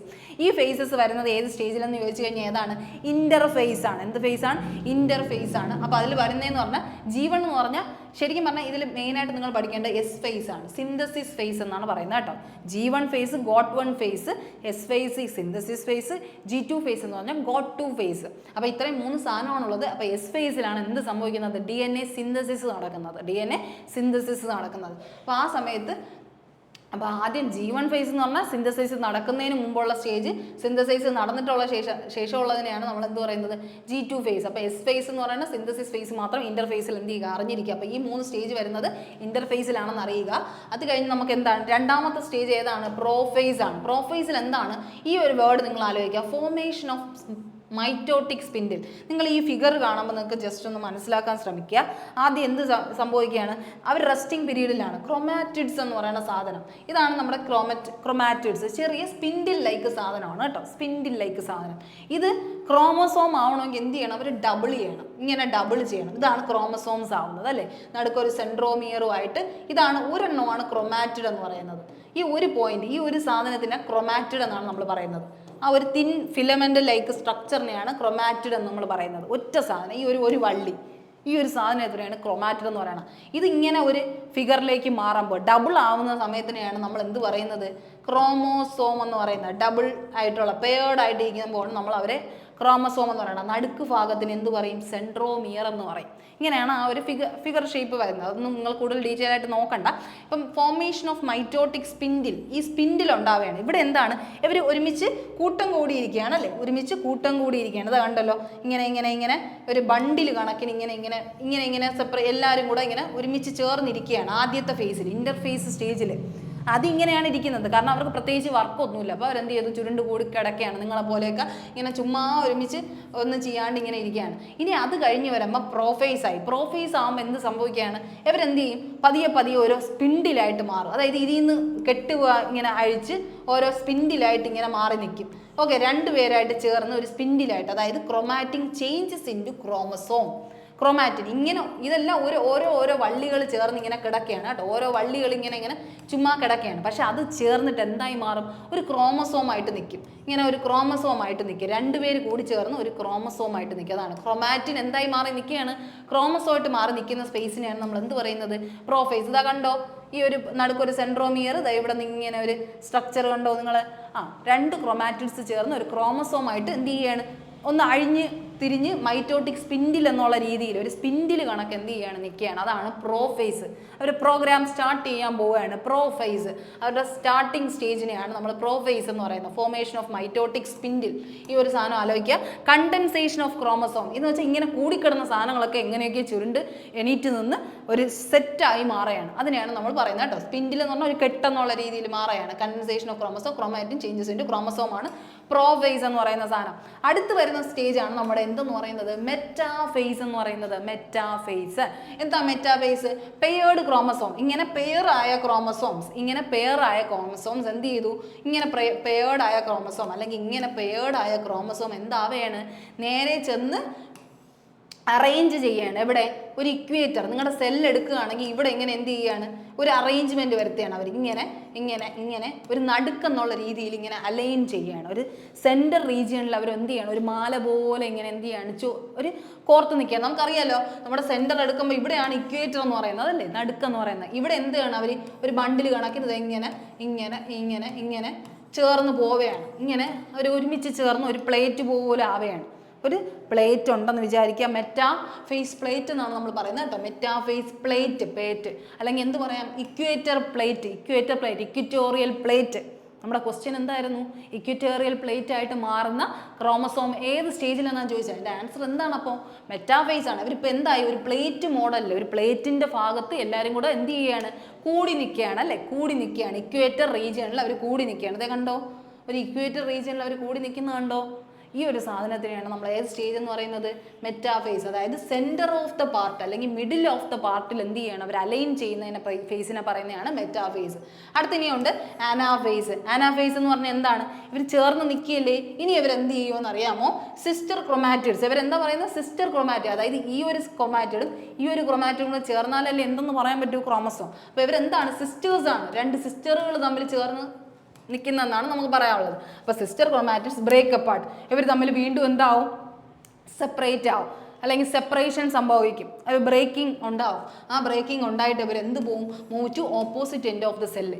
നേരത്തെ കൂടി നിന്നു, പിന്നെ എന്ത് ചെയ്യും? രണ്ടുപേരും കൂടി നിൽക്കുമ്പോഴേ ഒരു പ്രശ്നം ഉണ്ടാവും. പിന്നെ എങ്ങോട്ട് പോകും? രണ്ടുപേരും രണ്ട് വഴിക്കാവും അല്ലേ.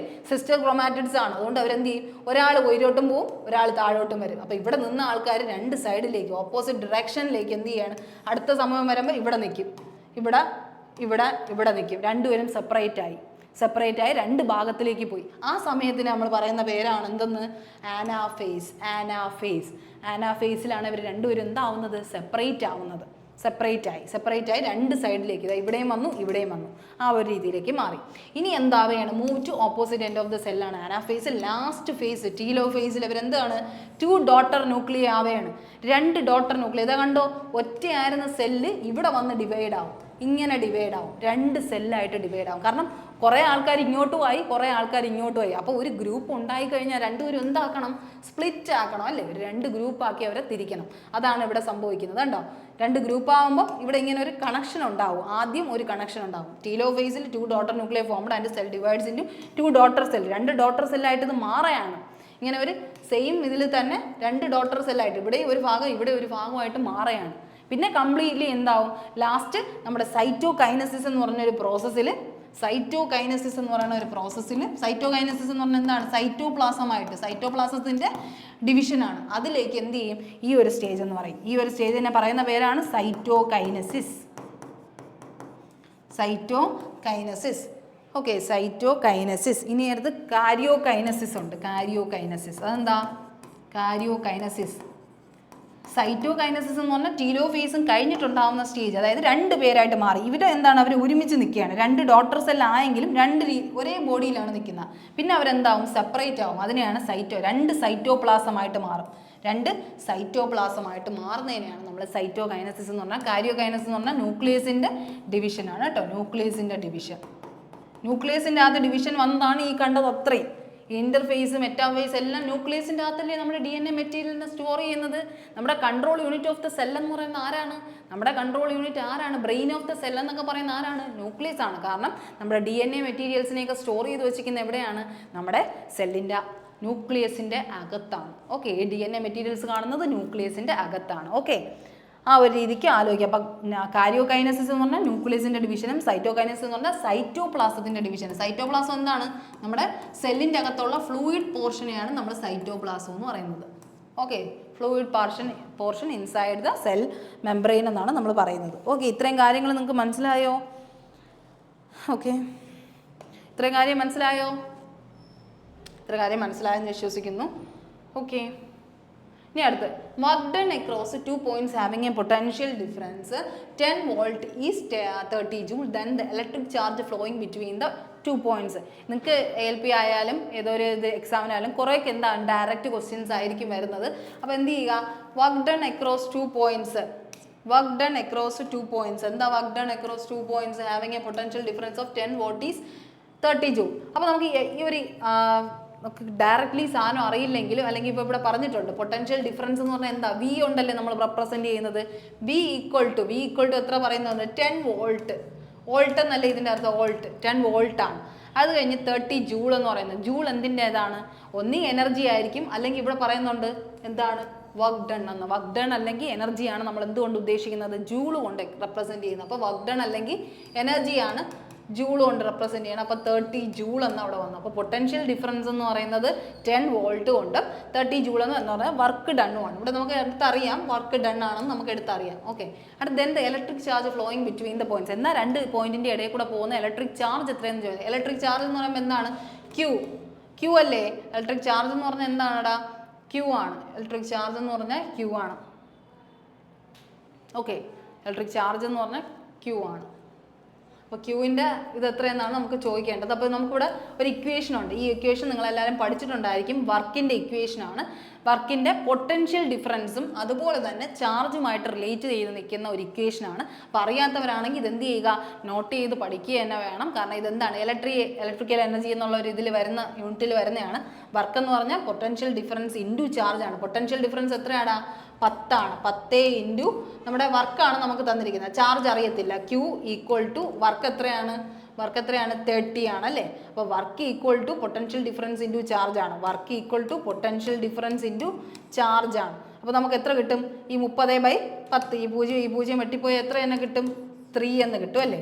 ഇനി 3 എന്താണെന്ന് അറിയണം അല്ലേ. 3 എന്താണ് ആംബിയർ എന്തിൻ്റെ ആണടാ കറണ്ടിൻ്റെ അല്ലേ. ഐ എന്ന് പറയുന്നത് കറണ്ടിൻ്റെ ആണ്. ആംബിയർ കറണ്ടിൻ്റെ ആണ്. ജൂൾ എന്തിൻ്റെയാണ് ജൂൾ ഈ പറഞ്ഞ പോലെ വർക്കിൻ്റെ അല്ലെങ്കിൽ എനർജിയുടെ ആണ് യൂണിറ്റ് ജൂൾ. നമുക്ക് ആൻസർ കിട്ടി 3 എന്ന് കിട്ടി. ഇനി യൂണിറ്റും കൂടെ അറിയണം. ഇലക്ട്രിക് ചാർജിൻ്റെ യൂണിറ്റ് എന്താണ് കൂളംബ് അല്ലേ എനർജിയുടെ. ഓം എന്തിൻ്റെയാ റെസിസ്റ്റൻസിൻ്റെ അല്ലേ റെസിസ്റ്റൻസിൻ്റെ. അപ്പോൾ അവിടെ മനസ്സിലായോ നിങ്ങൾക്ക് എവിടെ വേണോ കൺഫ്യൂഷൻ വരാം. അപ്പോൾ നിങ്ങൾ യൂണിറ്റും അറിഞ്ഞിരിക്കണം നിങ്ങൾ ചെയ്യാനുള്ള ഇക്വേഷൻസും അറിഞ്ഞിരിക്കണം. ഇവിടെ ഇക്വേഷൻസ് ഡയറക്റ്റ് ആയിരുന്നു. Work done equal to potential difference into എന്തായിരുന്നു ചാർജ് ആയിരുന്നു. അപ്പോൾ വർക്ക് ഡൺ എന്ന് പറയുന്നത് പൊട്ടൻഷ്യൽ ഡിഫറൻസ് ഇൻറ്റു ചാർജ് എന്ന് വരുമ്പോൾ എന്ത് വരും work done equal to potential difference into charge എന്ന് പറയുമ്പോൾ നമുക്ക് പൊട്ടൻഷ്യൽ ഡിഫറൻസ് എത്ര ഉണ്ടായിരുന്നു 10 ഉണ്ടായിരുന്നു. ഇൻറ്റു ചാർജ് അറിയത്തില്ല ഈസ് ഈക്വൽ ടു വർക്ക് എന്ന് പറയുന്നത് എത്രയാണ് 30 ജൂൾ. ഒന്നി ചാർജിനെ അവിടെ ഇട്ടിട്ട് 30/10 എന്ന് എടുക്കണം ഈസ് ഈക്വൽ ടു ക്യൂ എന്ന് കിട്ടും. അപ്പോൾ എന്ത് കിട്ടും 3 എന്ന ആൻസർ കിട്ടും. അപ്പം ചാർജിൻ്റെ യൂണിറ്റ് വേണം നമ്മൾ കൊടുക്കുക. അതെന്താണ് 3 കൂളംബാണ് അല്ലേ കൂളംബാണ്. അപ്പോൾ നിങ്ങൾക്ക് അറിഞ്ഞില്ലെങ്കിൽ പോലും നിങ്ങൾ ഇതിൽ നിന്ന് എന്ത് ചെയ്യുക ഓപ്ഷൻ കട്ട് ചെയ്ത് നോക്കുക. ആംബിയർ എന്തിൻ്റെയാണ് കറണ്ടിൻ്റെ ആണെന്ന് അറിയുക. ജൂൾ എന്തിൻ്റെയാണ് വർക്ക് അല്ലെങ്കിൽ എനർജിയുടെ ആണെന്ന് അറിയുക. കൂളംബ് എന്തിൻ്റെയാണ് അറിയില്ലെങ്കിൽ പോലും ഓം എന്തിൻ്റെയാണ് റെസിസ്റ്റൻസിൻ്റെ ആണെന്ന് മനസ്സിലാക്കി. അപ്പോൾ പിന്നെ ഒരു ഓപ്ഷൻ ഏത് മാത്രമേ ലെഫ്റ്റ് ഉള്ളൂ 3 കൂളംബ് മാത്രമേ ലെഫ്റ്റ് ഉള്ളൂ. അപ്പോൾ അതെന്ത് ചെയ്യുക ആൻസർ ചെയ്യുക. അപ്പോൾ 3 ഓം എന്ന് പറയുന്നത് റെസിസ്റ്റൻസിൻ്റെ ആണ് അല്ലേ. ഓം എന്ന് പറഞ്ഞത് റെസിസ്റ്റൻസിൻ്റെ ആണ്. മോ എന്തിൻ്റെയാണ് മോ കണ്ടക്റ്റൻസിൻ്റെ ആണ് അല്ലേ കണ്ടക്റ്റൻസിൻ്റെ ആണ്.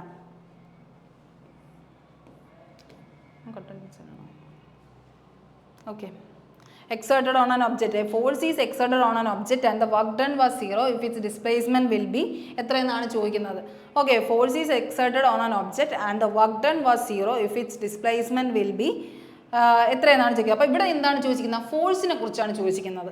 ഓക്കെ ഇവിടെ ചോദിച്ചിരിക്കുന്നത് ഒരു ഫോഴ്സ് അപ്ലൈ ചെയ്തു ഒരു ബോഡിക്കകത്ത് ഫോഴ്സ് അപ്ലൈ ചെയ്തു and the work done was 0. Work done എത്രയാണ് 0 ആണ്. വർക്ക് ഡൺ എത്ര പറയുന്നുണ്ട് ഇവിടെ വർക്ക് ഡൺ 0 പറയുന്നുണ്ട് 0 if it's displacement will be. ഒരു ഫോഴ്സും കൊടുത്തിട്ടുണ്ട് വർക്ക് ഡൺ അവിടെ 0 ആവുകയും ചെയ്തു. അത് കഴിഞ്ഞ് ഫോഴ്സ് കൊടുത്തിട്ടുണ്ട് വർക്ക് ഡൺ അവിടെ 0 ആയി. എങ്കിൽ ഡിസ്പ്ലേസ്മെൻറ്റ് എത്രയെന്നാണ് ചോദിക്കുന്നത് എസ് അല്ലെങ്കിൽ ഡിസ്പ്ലേസ്മെൻറ്റ് എത്രയെന്നാണ് ചോദിക്കുന്നത് അല്ലേ. അപ്പോൾ നമുക്ക് ഇങ്ങനെ ഈ 3 പേരെയും കണക്ട് ചെയ്ത ഒരു ഇക്വേഷൻ ഉണ്ടോ അങ്ങനെയാണ് നിങ്ങൾ എപ്പോഴും ചിന്തിക്കേണ്ടത്. ഈ ഇക്വേഷനുമായിട്ട് റിലേറ്റ് ചെയ്ത് എന്തെങ്കിലും ഈ ഒരു സംഭവങ്ങളുമായിട്ട് റിലേറ്റ് ചെയ്ത് എന്തെങ്കിലും ഇക്വേഷൻ ഉണ്ടോ. അപ്പോൾ ഉണ്ടല്ലേ. നമ്മുടെ ഇക്വേഷൻ ഏതാണ് നമ്മുടെ work equal to force into displacement. Work equal to force into F into S എന്ന് പറഞ്ഞൊരു ഇത് പഠിച്ചിട്ടില്ലേ നമ്മൾ. Work equal to force into displacement എന്ന് നമ്മൾ പഠിച്ചിട്ടില്ലേ.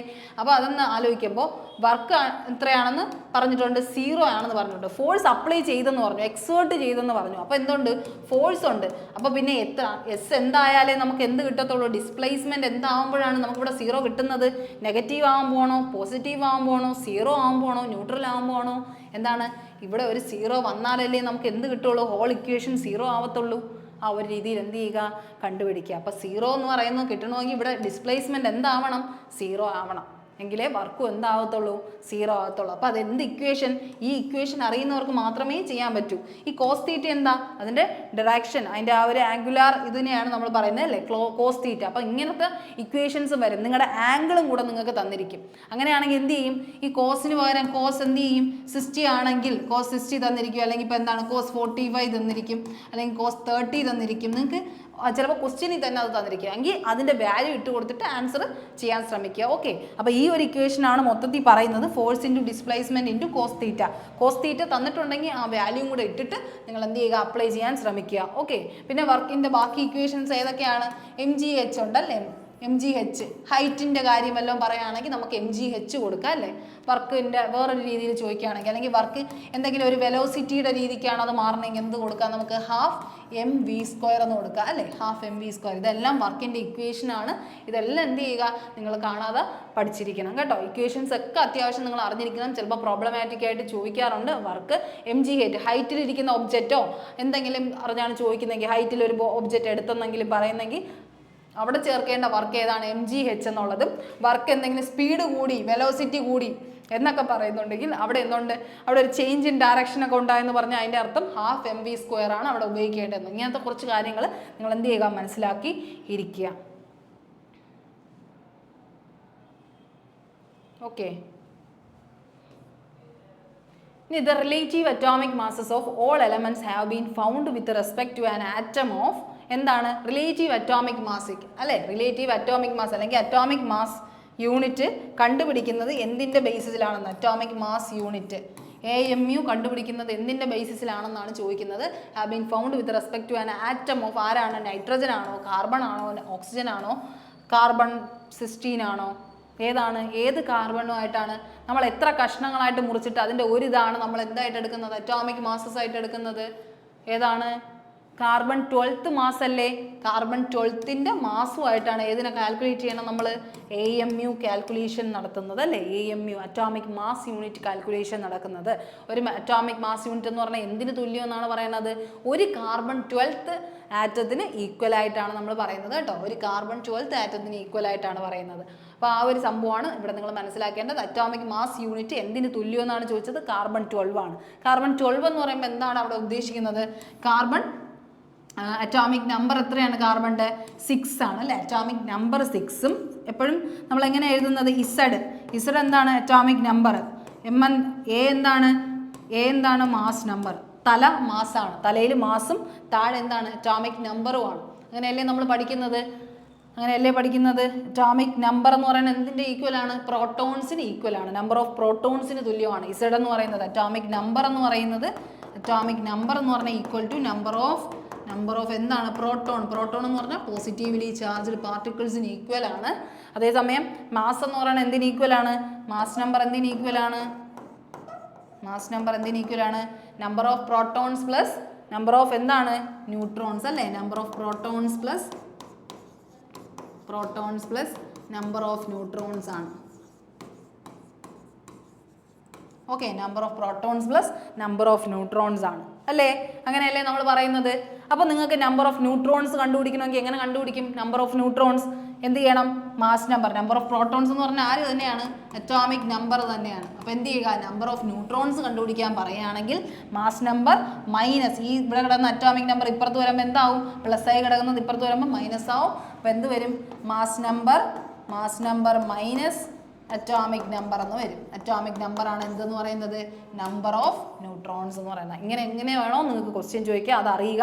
അപ്പോൾ താഴെ എഴുതുന്ന ആളെ എന്തെന്ന് പറയാം? നമുക്ക് അറ്റോമിക് നമ്പർ എന്നും പറയാം. തലയിൽ എഴുതുന്നത് എന്താണ്? മാസ്.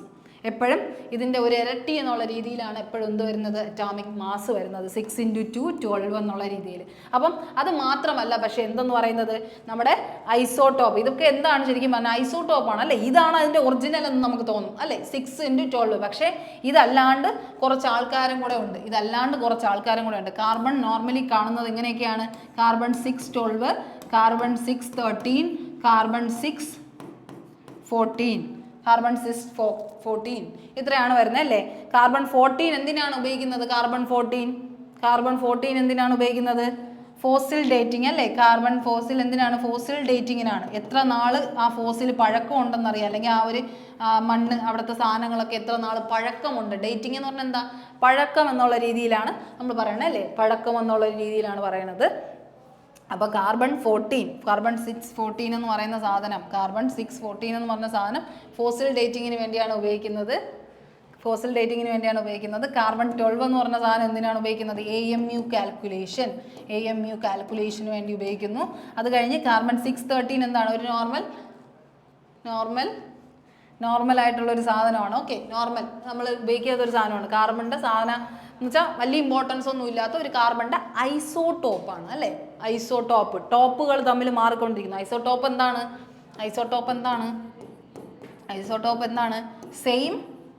സെയിം എന്താണ് ഇവിടെ? എന്താണ് same ആയിക്കൊണ്ടിരിക്കുന്നത്?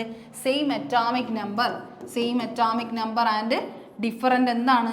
Mass number.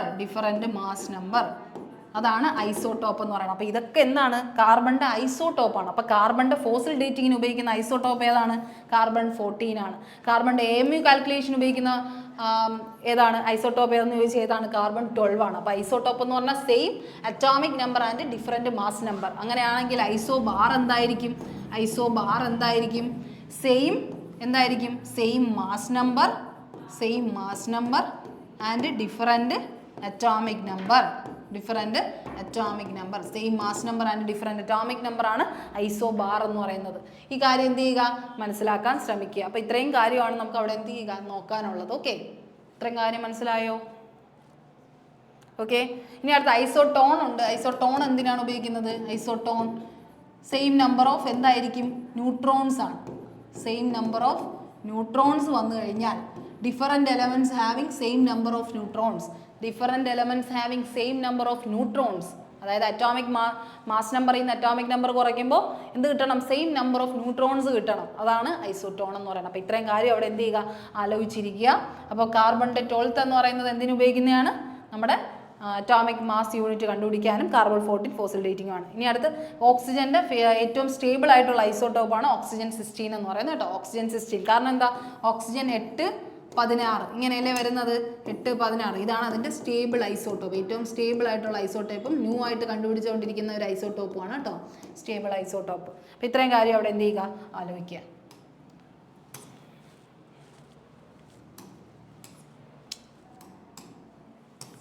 Okay, which part of brain regulates breathing, blood pressure, salivation, vomiting?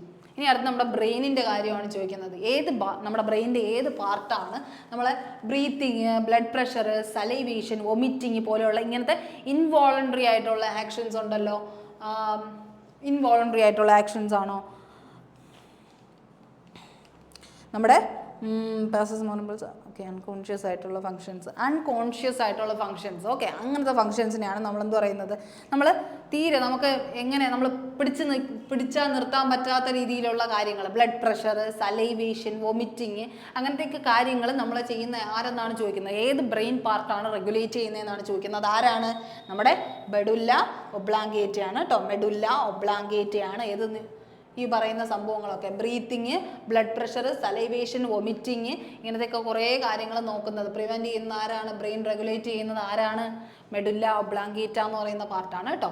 ഇനി അടുത്ത് voluntary actions and poster balance of body. അതായത് നമ്മുടെ വോളണ്ടറി ആക്ഷൻസ്, നമ്മളായിട്ട് ചെയ്യേണ്ട കുറേ പ്രവർത്തനങ്ങളുണ്ടല്ലോ, നമ്മളായിട്ട് അറിഞ്ഞുകൊണ്ട് ചെയ്യേണ്ട ബോഡി മൂവ്മെൻറ്റ്സ്, പോസ്റ്റേഴ്സ്, എങ്ങനെ നിൽക്കണം, എങ്ങനെ ഇരിക്കണം, സ്വിം ചെയ്യുന്നത് എങ്ങനെ, ഇങ്ങനത്തെയൊക്കെ മൂവ്മെൻറ്റ്സ് വരുന്ന സാധനം, റണ്ണിങ് ചെയ്യുന്നത്, വാക്കിംഗ് ചെയ്യുന്നത്, ഇതെല്ലാം പോസ്റ്റർ ബാലൻസ് ചെയ്യുന്നത്.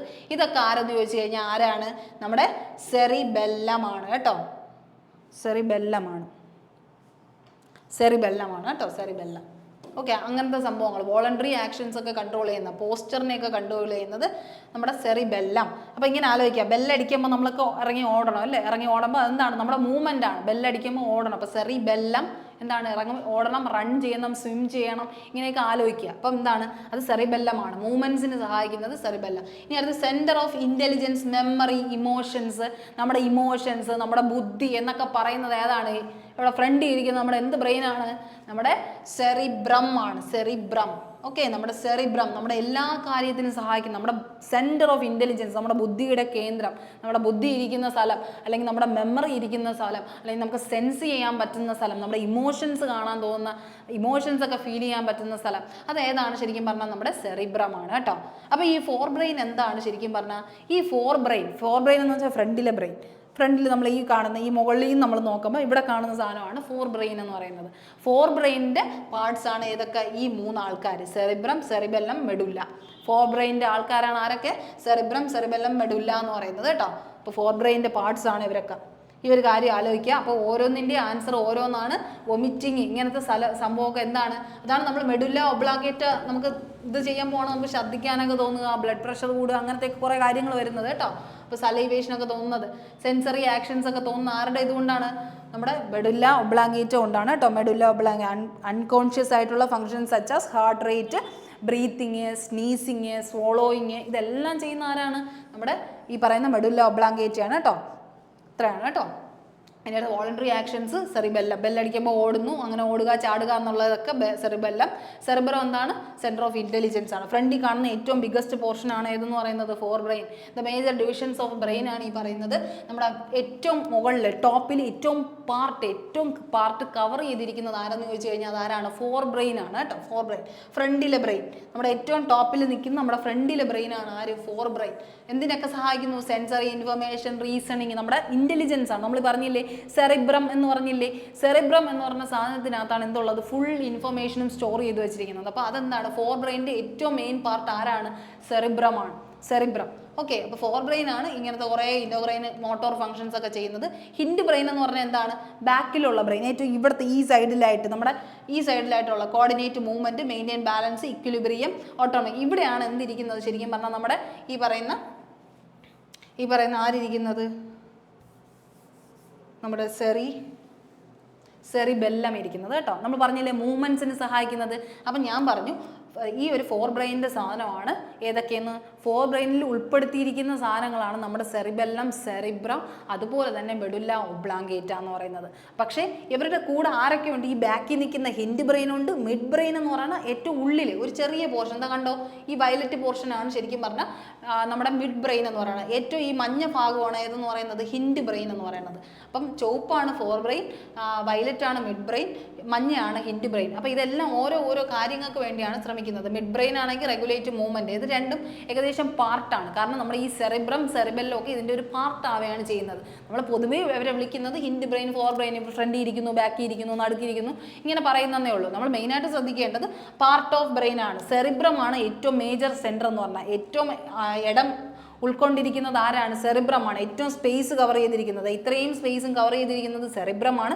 അതാണ് നമ്മുടെ സെൻറ്റർ ഓഫ് ഇൻ്റലിജൻസ്, നമ്മുടെ മെമ്മറി, നമ്മുടെ എന്താണ് ഇമോഷൻസിനെയൊക്കെ കൺട്രോൾ ചെയ്യുന്നത് ഈ സാധനമാണ്, സെറിബ്രമാണ്. അതേസമയം നമ്മുടെ മൂവ്മെൻറ്റ്സ് കണ്ടോ, ബാക്കിലിരിക്കുന്ന ഫിസിക്കൽ മൂവ്മെൻറ്റ്സ്, സെൻസറി ആക്ഷൻസ്, ഇങ്ങനത്തെ കാര്യങ്ങൾക്ക് ഇക്വിലിബ്രിയം ഒക്കെ നോക്കുന്നത് സെറിബെല്ലമാണ്. ഇവിടെ ഇരിക്കുന്ന ഈ ഭാഗമാണ്. ഇനി ഈ താഴെ കണ്ടോ ഈ ഒരു ഭാഗം, ശരിക്കും പറഞ്ഞാൽ ഈ ഭാഗം എന്ന് പറയുന്നതാണ് ബ്രെയിൻ സ്റ്റെം എന്ന് പറയും. ബ്രെയിനിൻ്റെ സ്റ്റെം, അതായത് ഈ സ്റ്റെം വഴി എവിടെയാണ് പോകുന്നത്? ഇനി സ്പൈനൽ കോഡാണ്.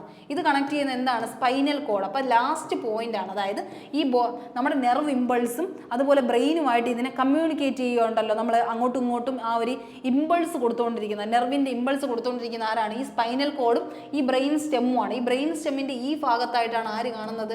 Medulla oblongata. അതാണ്ടോ ഈ ഒരു ഭാഗത്തായിട്ടാണ് മെഡുല്ല കാണുന്നത്. ഈ ഒരു ഭാഗത്ത് ഏറ്റവും ഈ താഴോട്ട് ഇറങ്ങുന്ന ഭാഗത്തായിട്ടാണ് മെഡുല്ല ഒബ്ലാങ്കേറ്റ കാണുന്നത് കേട്ടോ. ബ്രെയിൻ സ്റ്റെമ്മിൻ്റെ ഒരു പാർട്ടാണ് മെഡുല്ല. ഓക്കെ, ബ്രെയിൻ സെല്ലിൻ്റെ ഒരു പാർട്ടാണ് മെഡുല്ല. അങ്ങനെ തന്നെ പഠിക്കുക. അപ്പോൾ സെറിബെല്ലം ജസ്റ്റ് ബിലോ സെറിബ്രത്തിൻ്റെ ഏറ്റവും താഴെ ഭാഗം, അതായത് ഈ ഒരു ഭാഗത്തായിട്ട് സെറിബ്രം കഴിഞ്ഞിരിക്കുന്ന ഭാഗമാണ്. ഇവിടെ ആയിട്ടാണ് ആര് വരുന്നത്? നമ്മുടെ സെറിബെല്ലം ഒക്കെ വരുന്നത്. ഈ ഒരു ഫിഗർ നോക്കുമ്പോൾ തന്നെ നിങ്ങൾക്ക് അറിയാം കേട്ടോ. അങ്ങനെയാണ് ആ ഒരു ഫിഗർ. അപ്പോൾ നിങ്ങൾ അത്രയും ഫങ്ഷൻസ് ജസ്റ്റ് ഒന്ന് കാണാതെ മനസ്സിലാക്കി വെച്ചിരുന്നത് മതി കേട്ടോ. ഇത്രയാണ് നിങ്ങൾക്ക് പറയാനുള്ളത്. അവിടെ ലാർജസ്റ്റ് പാർട്ട് ഓഫ് ബ്രെയിന്, ലാംഗ്വേജ്, നമ്മുടെ ടച്ച്, ഹിയറിങ്, റീസണിങ്, ഇതെല്ലാം ആര് നോക്കുകയാണ്? ഫോർ ബ്രെയിൻ നോക്കുന്നുണ്ട് കേട്ടോ. ഇനി അടുത്ത allotrope of which non metal conduct electricity. ഏത് അലോട്രോപ്പ് ഏത് നോൺ മെറ്റലിൻ്റെ അലോട്രോപ്പാണ് ഇലക്ട്രിസിറ്റി കണ്ടക്ട് ചെയ്യുന്നതെന്നാണ് ചോദിക്കുന്നത്. നോർമലി മെറ്റൽസ് എന്ത് ചെയ്യത്തുള്ളൂ, ഇലക്ട്രിസിറ്റി കണ്ടക്ട് ചെയ്യുള്ളൂ. അപ്പം നോൺ മെറ്റലായിരുന്ന ആരുടെയോ ഒരാൾ എന്ത് ചെയ്യുന്നുണ്ട്, ഇലക്ട്രിസിറ്റി കണ്ടക്ട് ചെയ്യുന്നുണ്ട്. അത് ആരാണെന്നാണ് ചോദിക്കുന്നത്. അലോട്രോപ്പ് എന്ന് പറഞ്ഞാൽ എന്താണ്ടാ, അലോട്രോപ്പ് എന്ന് പറഞ്ഞാൽ സെയിം ആളായിരിക്കും. അതായത് ഇപ്പം നമ്മൾ ഒരാളുടെ അലോട്രോപ്പ് എടുക്കുക എന്ന് പറഞ്ഞാൽ എൻ്റെ തന്നെ ഒരു റെപ്ലിക്ക ആയിരിക്കും, പക്ഷേ ഫിസിക്കലി എന്നെ പോലെ ആയിരിക്കത്തില്ല. ഓക്കെ, ആ ഒരു സാധനമാണ് അത് കെമിക്കൽ കമ്പൗണ്ട്. ഇപ്പം നമ്മളിപ്പോൾ ഈ പറയുന്നതൊക്കെ ഇപ്പോൾ കാർബൺ ആണെന്ന് വിചാരിച്ചോ, കാർബൺ ആണ് നോർമലി നമ്മൾ അലോട്രോപ്പ് പറയുന്നത്. അപ്പോൾ കാർബണിൻ്റെ അലോട്രോപ്പ് എന്ന് പറഞ്ഞാൽ കാർബൺ കൊണ്ടായിരിക്കും അതിനെ ഉണ്ടാക്കിയിരിക്കുന്നത്. അതിൻ്റെ കെമിക്കൽ കമ്പോസിഷൻ, കെമിക്കലി അവരെന്തായിരിക്കും, കെമിക്കലി അവർ കാർബൺ ആയിരിക്കും. പക്ഷേ അവരെന്തായിരിക്കും, കെമിക്കലി കാർബൺ ആയിരിക്കും. ഫിസിക്കലി കാർബണ പോലെ ആയിരിക്കുമോ, അല്ല, ഫിസിക്കലി അവരെന്തായിരിക്കും, ഡിഫറൻ്റ് ആയിരിക്കും. ഇങ്ങനെയുള്ള ആൾക്കാരെയാണ് നമ്മൾ എന്ത് പറയുന്നത്, അലോട്രോപ്പ് എന്ന് പറയുന്നത്. അലോട്രോപ്സ് എന്ന് പറയുന്നത്. അപ്പോൾ കാർബൺ കെമിക്കലി നോക്കുകയാണെങ്കിൽ കാർബണിൻ്റെ എല്ലാ കാര്യങ്ങളും അതിനുണ്ടായിരിക്കും. കെമിക്കൽ എന്ന് പറഞ്ഞാൽ കാർബണിൻ്റെ കുറേ പ്രോപ്പർട്ടീസും കാർബൺ എങ്ങനെയാണോ ഉള്ളിൽ കാണുന്നത് അതുപോലെയൊക്കെ ആയിരിക്കും. പക്ഷേ ഫിസിക്കലി നോക്കുമ്പോൾ അവരുടെ ഷേപ്പും അതിൻ്റെ ആ ഒരു സ്ട്രക്ചറും ഒക്കെ എന്തായിരിക്കും, ഡിഫറൻ്റ് ആയിരിക്കും. അങ്ങനെയുള്ള സാധനങ്ങളെയാണ് നമ്മൾ എന്ത് പറയുന്നത്, അലോട്രോപ്സ് എന്ന് പറഞ്ഞാൽ. ഒരേ സാധനത്തിൻ്റെ തന്നെ മറ്റ് ഡിവിഷൻസ് ആണ്, പക്ഷേ അവരുടെ ഫിസിക്കൽ ഫീച്ചേഴ്സ് എന്തായിരിക്കും, ഡിഫറൻ്റ് ആയിരിക്കും എന്നാണ് പറയുന്നത്. അപ്പോൾ ഇലക്ട്രിസിറ്റി കണ്ടക്ട് ചെയ്യുന്ന അലോട്രോപ്പ് ഏതാണ്, നോൺ മെറ്റൽ അലോട്രോപ്പ് ഏതെന്നാണ് ചോദിക്കുന്നത്. സൾഫർ ആണോ, ഫോസ്ഫറസ് ആണോ, കാർബൺ ആണോ, ഓക്സിജൻ ആണോ? നമുക്ക് നോർമലി അറിയാവുന്ന ആരുടെ അലോട്രോപ്പാണ്, കാർബണിൻ്റെ അലോട്രോപ്പാണ് അല്ലേ. കാർബണിൻ്റെ അലോട്രോപ്സ് ആരൊക്കെയാണ്, കാർബൺ എടുക്കുകയാണെങ്കിൽ കാർബണിൻ്റെ അലോട്രോപ്സ് ആരൊക്കെയാണ്, ക്രിസ്റ്റലൈൻ കാർബൺസും ഉണ്ട്, ക്രിസ്റ്റലൈൻ കാർബണും ഉണ്ട്, അമോർഫസ് കാർബണും ഉണ്ട്.